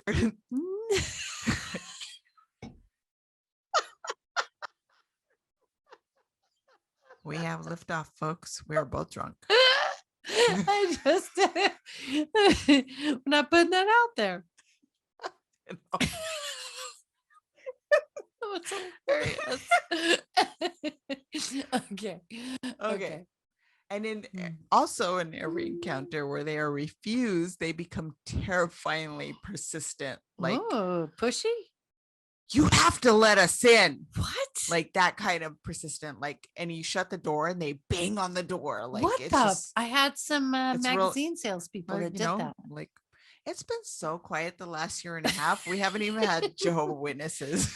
Well, they send letters in the mail. Yeah. Now. Oh my God. Like handwritten letters. Yeah. I'm like, but I've gotten 9 calls a day from numbers that even when I block them, they'll find other ways to call me that are trying to suck by your house. Probably. I don't know what else. The robocalls. Oh yeah. My like mail is full of people trying to like give us offers for our house. This one right called me. They call me in a row, and they'll call me from a number in Benson, Globe, Grand Canyon, and what? Oh, you tricked me. You're not going to catch me slipping. I keep blocking the numbers and they keep finding other numbers to call me from. It's bizarre. Anyway, I'm sorry, but they could be those children. Yeah. Maybe they found a modern way to call me. Nah. Okay. Also, the people telling these stories relate that they felt oddly compelled to comply with the request against their better judgment or against their own will. Come on. What happens to these people? Okay, I'm going to tell you. I'm scared. They're usually, these kids are usually in groups or 2, 3, 4 groups.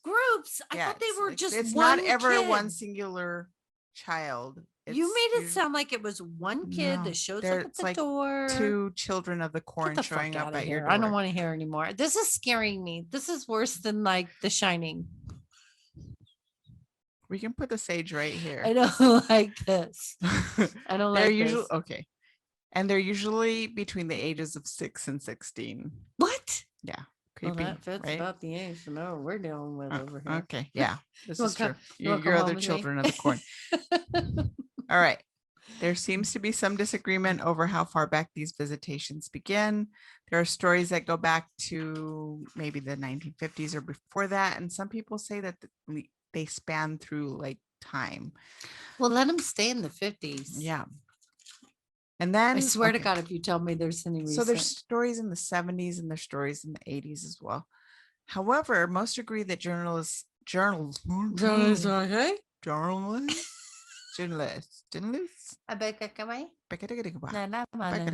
Okay. What does this guy say? It still says fire. See, that's what it usually does. It Okay. just stays on that one thing. okay. However, I think you might need to squirt me with that bottle.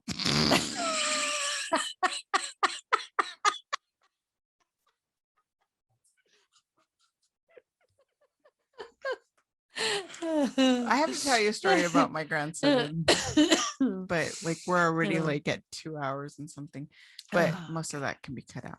All right. Most agree that journalist Brian Bethel was perhaps the first to document his account in 1996. And since then, the flood of encounters has been documented to paranormal investigators, journalists, and chat rooms, and the urban legend was given its legs. Wait, 1996? Yeah. This journalist was like, hey, this happened to me. Yeah. Bullshit. Yeah. He was like in a, like, kind of like a chat room, like a email. What? Like, do you believe it? I don't know. Is this going to be a Carlene, the story I just had? Carlene, put your fillers out. No, I don't want to fill these guys out. All right. And then some people think that it's just creepypasta gone wild, something like Slenderman. Have you ever heard of Slenderman? Yeah. And you know what? I meant to mention Candyman in my story. Oh, yeah. And that's Candyman in that one. Mm-hmm. Oh, really? Yeah. Okay. All right. Okay. Before I go into some of the theories as to what these creatures may be, I'm going to read some of the first-hand accounts. And I'll start with Brian Bethel's story, which happens in Abilene, Texas. And without further ado, one evening, he's out late and he pulls over in a parking lot to write a check when someone knocks on his driver's side window. Like, there's a whole story that goes into why he's pulled over and writing this check. It has to do with like who he's working for at the time, and he has to make this payment, and he's here late at night. He's like, okay, I gotta go write this check. Right. In the backdrop, there's a movie theater. Like a drive-in? The marquee of the movie. Yeah, no, it's a movie theater. Oh, okay. The marquee of the movie theater he's actually using the light of the marquee to write his check. Okay. All right. Okay. So is there a year on this? Did you already say 1996? Okay. All right. So he looks, okay, so he's writing this check. Yeah. And then get the fudge out of here on his window. Yeah. No. He looks and sees, and two children are staring at him. That could have happened to us when we were in the desert. Oh, yeah. Oh, yeah. Maybe that's what the shadow was. Shadow man. He writes, both appeared to be in the semi-mystical stage of life children get into where you can't exactly tell their age. Both were boys, and my initial impression is that they were somewhere between 10 and 14. One boy took the lead, and the other looked down and didn't speak during the entire conversation. Boy number one was slightly taller than his companion, wearing a pullover, hooded shirt with a sort of gray check pattern and jeans. I couldn't see his shoes. He goes into so much detail here. Yeah, like he really saw this. So he's olive colored and had curly, medium length brown hair, exuded an air of quiet confidence. They didn't appear to be related, at least directly. Oh, great, I thought. They're going to hit me up for money. And then the air changed. I've explained this before, but for the benefit of any new lurkers out there, right before I experience something strange, there's a change in perception that comes about when my hair is standing up right here. Literally, I can feel it like static. There's a change in perception that comes about, which I describe in the above manner. It's basically enough time to know it's too late. No. So there I was, filling out a check in my car, which was still running. And in a sudden panic over the appearance of the two little boys, I was confused, but an overwhelming sense of fear and unearthliness rushed in nonetheless. And this seems to be like an overarching theme in all of these stories is that this fear, like I explained before. The spokesman smiled, and the sight, for some inexplicable reason that chilled my blood, I could feel the fight or flight response kicking in. Something I knew instinctually was not right, but I didn't know what it could possibly be. I think that the fact that they're showing themselves as kids confuses that. Yeah. Yeah, absolutely. I have coffee if you want me to pause. I'm not, it's that thing that I started. I think Okay. it's the wine. All right.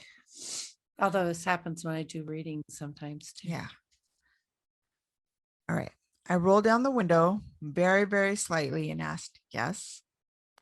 The spokesman smiled again, broader this time. His teeth were very, very white. Really? I didn't expect to hear that. I would expect some funky looking teeth. He says, hey, mister, what's up? We have a problem, he said. His voice was that of a young man, but his diction was quiet and calm. Something I still couldn't put my finger on made my desire to flee even greater. Weird. You see, my friend and I want to see the film, but we forgot our money. He continued, we need to go to our house to get it. Want to help us out? That's that monotone. That's what it sounds. That's what this is what I like picture. Well, was the best reply I could offer. Now, here's where it starts getting strange, like it wasn't strange already. The quiet companion looked at the spokesman with a mixture of confusion and guilt on his face. He seemed in some ways shocked, not with his friend's brisk manner, but that I didn't just immediately open the door. Oh. He eyed me nervously. The spokesman seemed a bit perturbed, too. I still was registering something wrong with both. Come on, mister, the spokesman said, smooth as silk. Car salesman could learn something from this kid. Now, Be dead? now we just want to go to our house and we're just two little boys. That really scared me. Why would he need to say we're just two little boys? Weird. Duh. Yeah, I could see that. No shit, motherfucker. That's weird. Wait, what does that say? Ella. All right. You want me to turn it this way so you can watch it? Doesn't matter. Okay. That really scared me. Something in the tone and diction again sent off alarm bells. My mind was frantically trying to process what it was perceiving about the two figures that was wrong. Was all I could manage. I felt myself digging my fingernails into the steering wheel. What movie were you going to see? I asked finally. Mortal Kombat, of course, the spokesman said. The silent one nodded in affirmation, standing a few paces behind.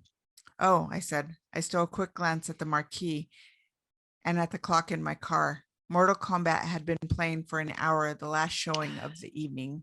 What? Yeah. So, yeah. The silent one looked increasingly nervous. I think he saw my glances and suspected that I might be detecting something was not above board. Come on, mister. Let us in. We can't get in your car until you know. The spokesman said soothingly, just let us in and we'll be gone before you know it. We'll go to our mother's house. We locked eyes. To my horror, I realized my hand had strayed toward the door lock, which was engaged, and was in the process of opening it. I pulled away, probably a bit too violently, but it did force me to look away from the children. Oh my God. Without? Yeah. I turned back without souls. I turned back. If that's a soul, I'm going to freak out. I turned back. I offered weakly, and then my mind snapped into sharp focus. This is when he notices their eyes. They were coal black, no pupil, no iris, just two staring orbs reflecting the red light and white light of the marquee. At that point, I know my expression betrayed me. The silent one had a look of horror on his face, and a combination that seemed to indicate A, the impossible had just happened, and B, we've been found out. What? The spokesman, on the other hand, wore a mask of anger. His eyes glittered brightly in the half light. "Come on, mister," he said. "We won't hurt you. You have to let us in. We don't have a gun." Why the fuck would they say that? Oh my God. That's insanity. The last statement scared the living shit out or the living hell I out would of have me. been pushing on that gas pedal. I know, because at that point, by his tone, he was plainly saying, "We don't need a gun." Right. He noticed my hand shooting down toward the gear shift, and the spokesman's final words contained anger that was complete and whole, and yet contained in some respects a tone of panic. "We can't come in unless you tell us it's okay. Let us in." God.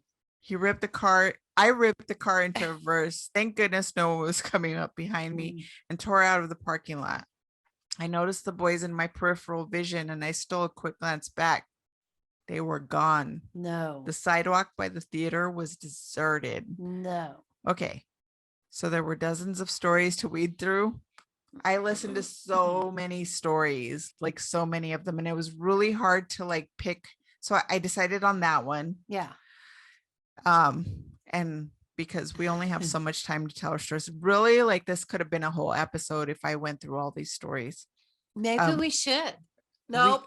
Nope. Carlene will not do it. Maybe we can make a like Alma can do it. Carlene can just sit here and go, "What the fuck? No, we can just make a Patreon episode of all these stories because they are just like fucking bananas. All right.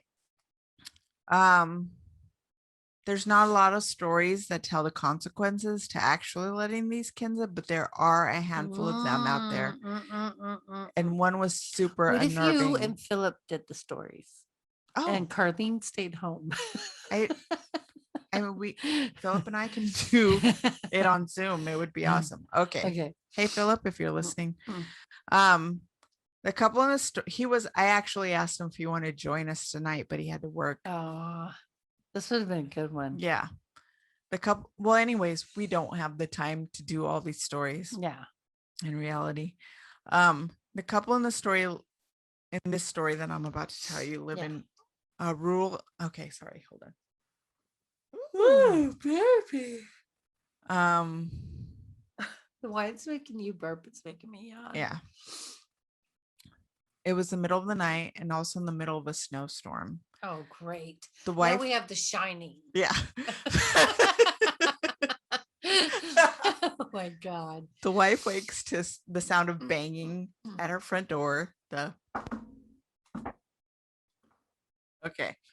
She writes, "When I looked out the window, I could see that our motion spotlight was on. I could see that there were footprints in the snow that had come from our road and into our driveway, but there was no car anywhere. The snow was still covering the road and no one had driven on it for at least a couple of hours. I'm doing the best I can because I am so drunk."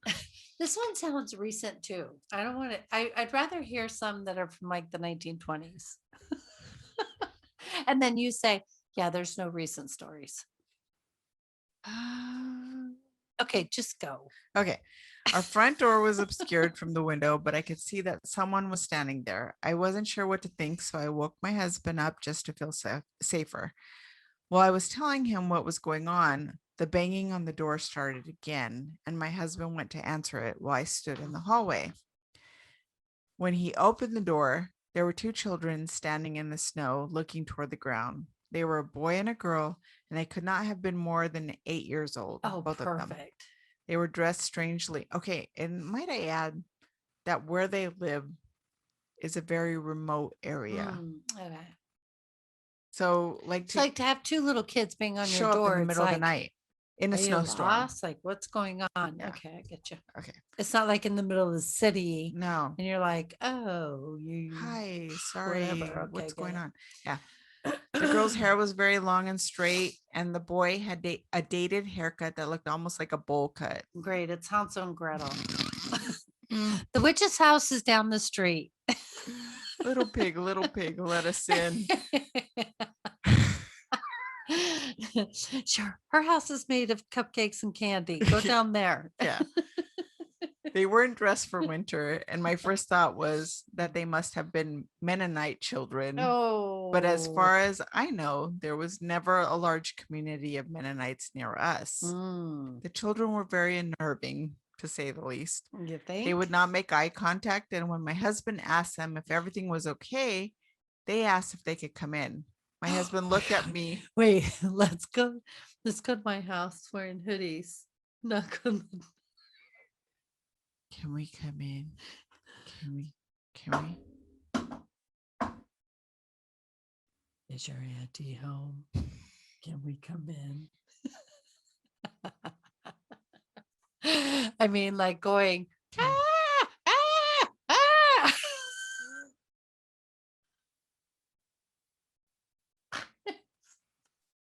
Wait, what did you do? You did this. Can we use your telephone? You stay in character is freaking me out. Can we use your telegraph? Can I use your fax machine? Telegraph? Is that a new game? Is that a new video game? Fresh. Okay. Is that a new video game? I don't know. That's hilarious.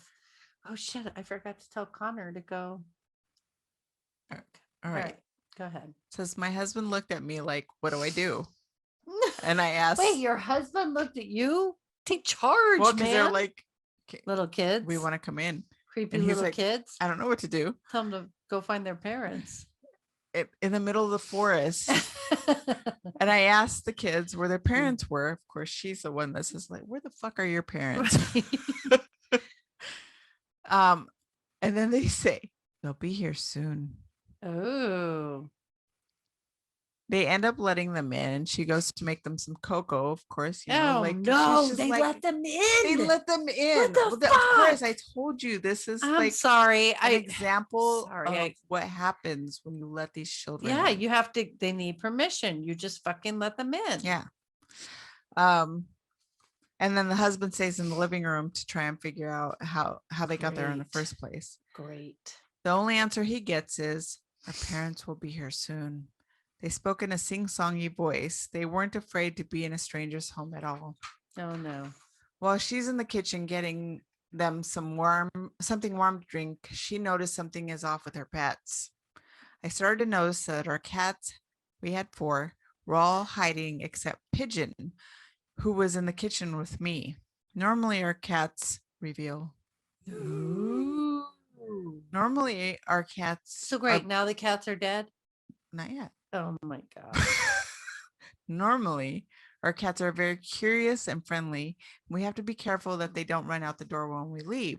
This time, none of them even tried to see who was here, which I thought was very strange. All of the hair on Pigeon's neck was standing up on his tail. Wait. All of the hair on Pigeon's on the pigeon? Wait, Pigeon's tail?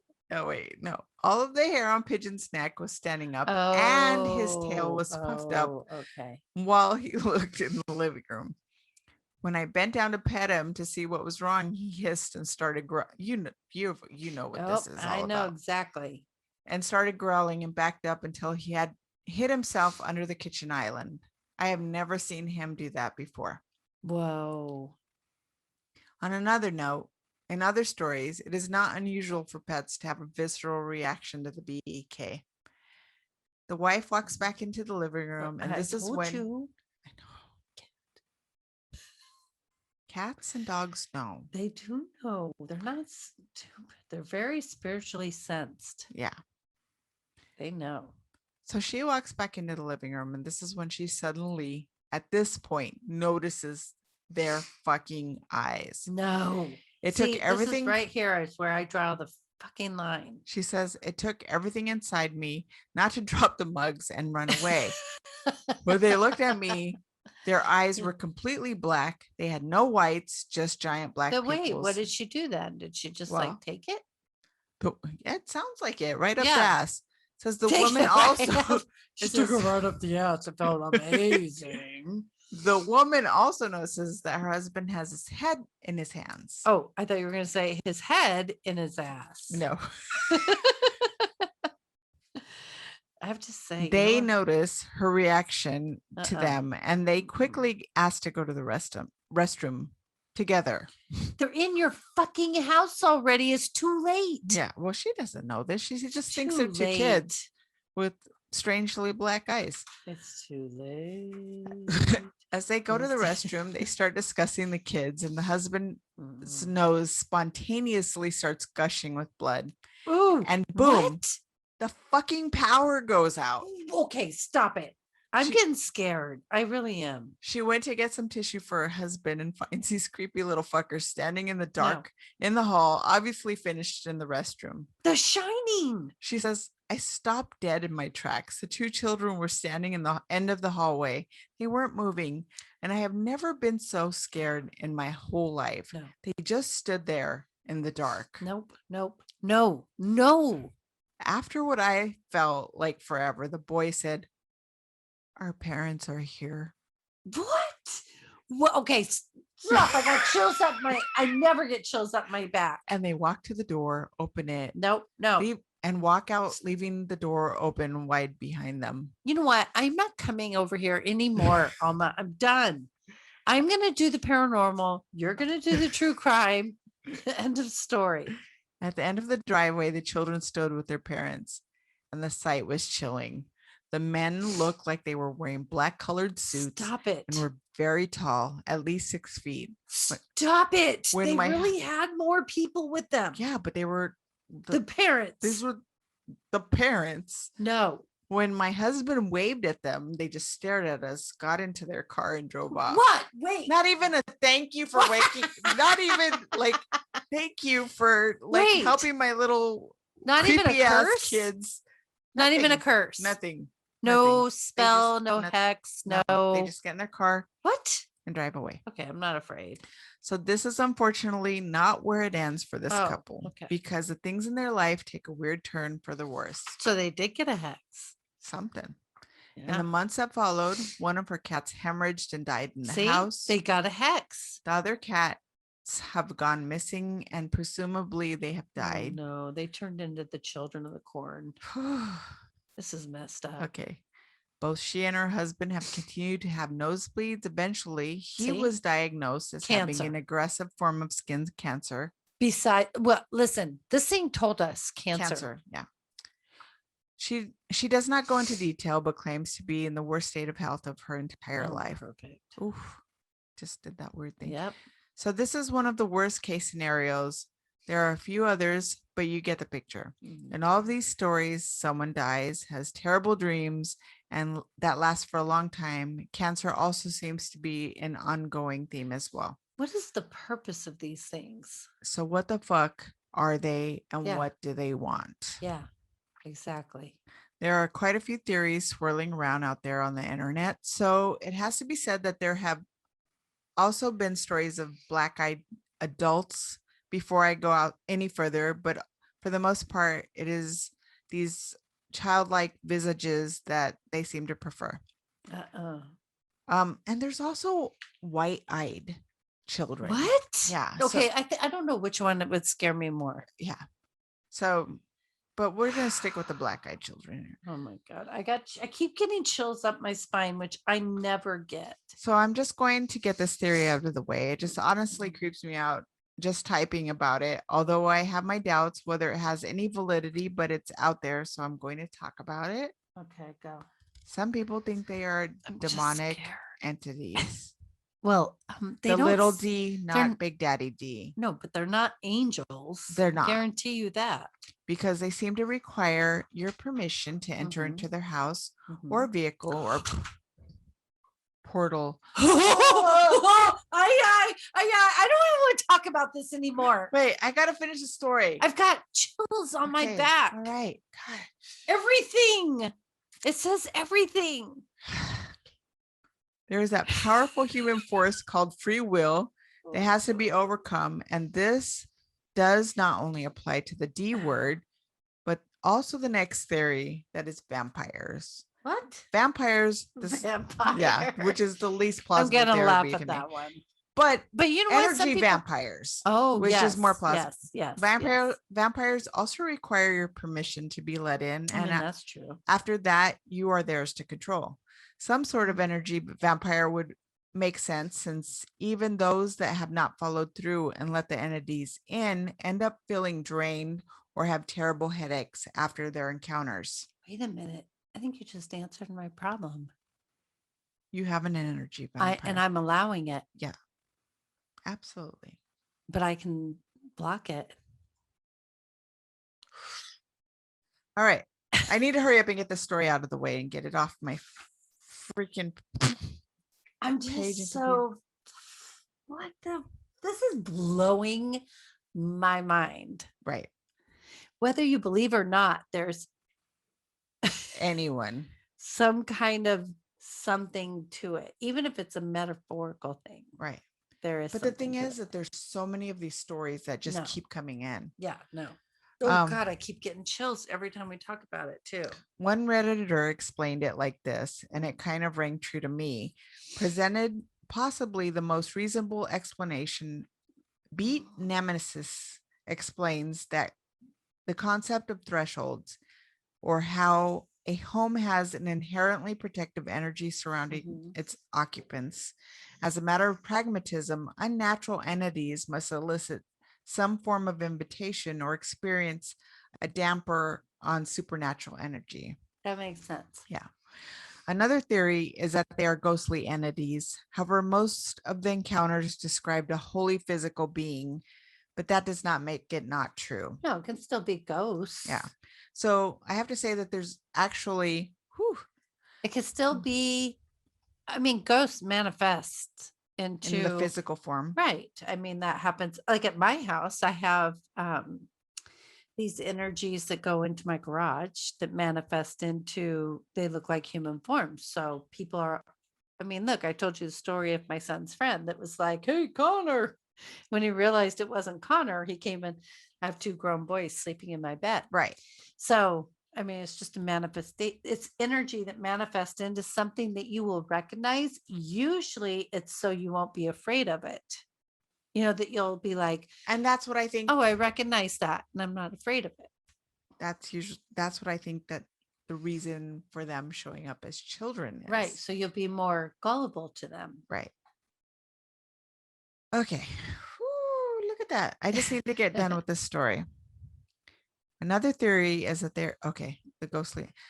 Okay, so there's also this story in the UK, and I can't remember the name of where it's at, but I think this is more the ghostly energy, the ghostly encounter. Okay, let me prepare for this. Okay, I'm not going to tell the story. I'm saving it for another time because it deserves its own. Oh, come on. No, we don't have time. Oh, the battery's going to die on that thing. Okay.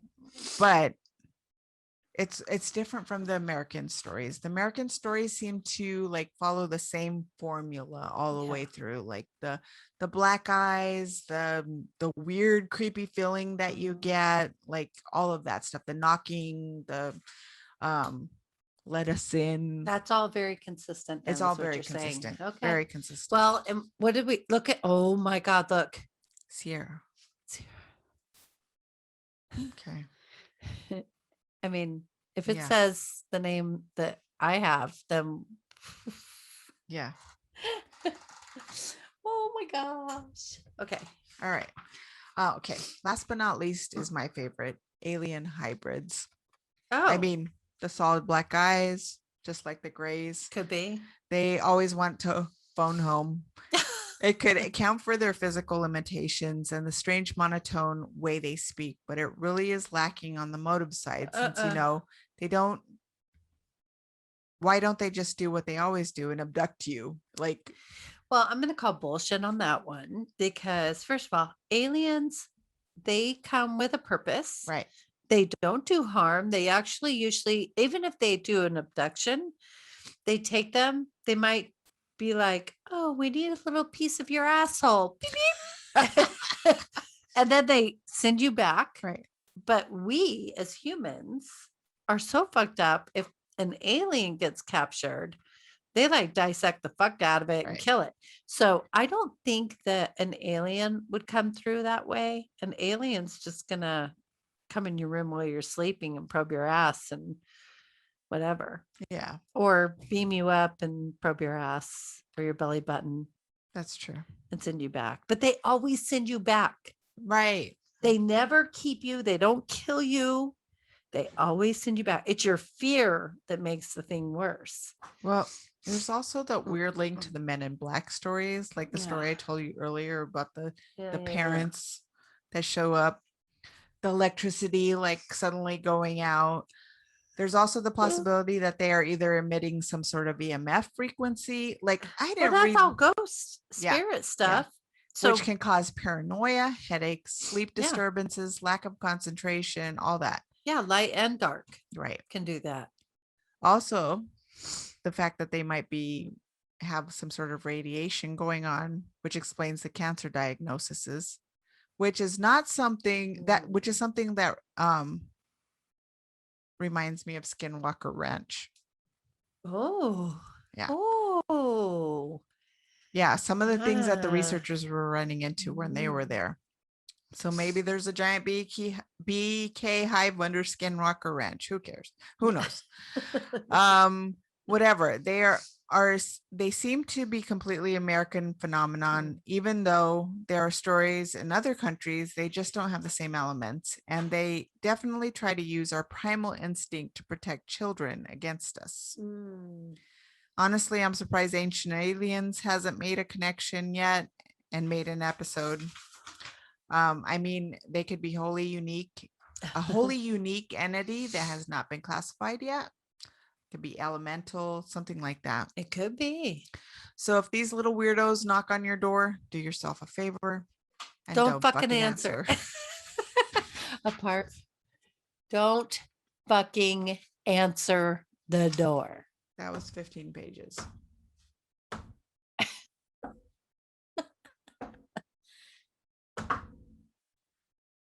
Yeah. There was that went by fast because that was freaky. There was like I probably was like, no, that was good. There was some really freaky stories out there, but I didn't have time to tell them. Well, I'm super glad you didn't because I have to go home. And thank God, I'm kind of happy I don't have to go home by myself right now. Because I wouldn't want to. Let us sage before you leave. Oh, dear God, we have to sage. You bet. At least this office. Oh no, we are saging the office and doing a little of ourselves. Yeah.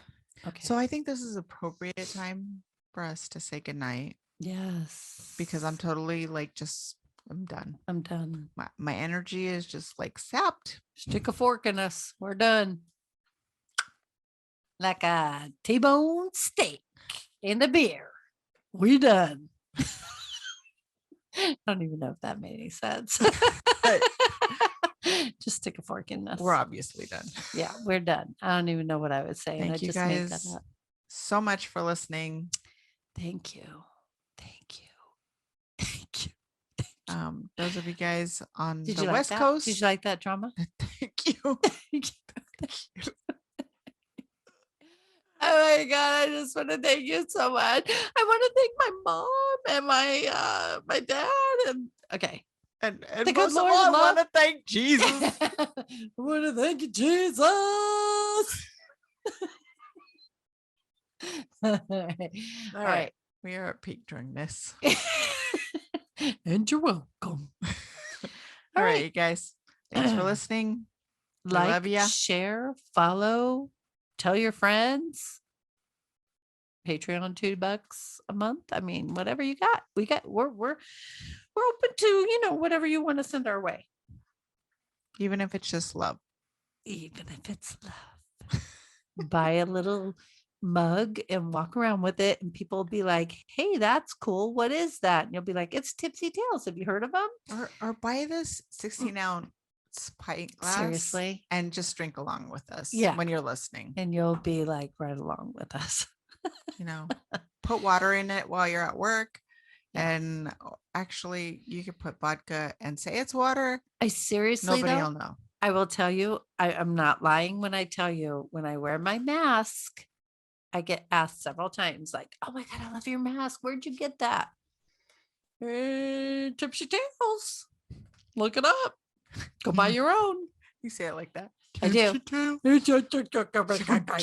You should listen to us. We're real funny. All right, you guys. Thank you for listening. Thanks, Have a good night. Good night. Oh, wait. Wait. Who are you? I'm I'm Carlene. Wait. I'm Alma. I'm Carlene. Good night. Good night.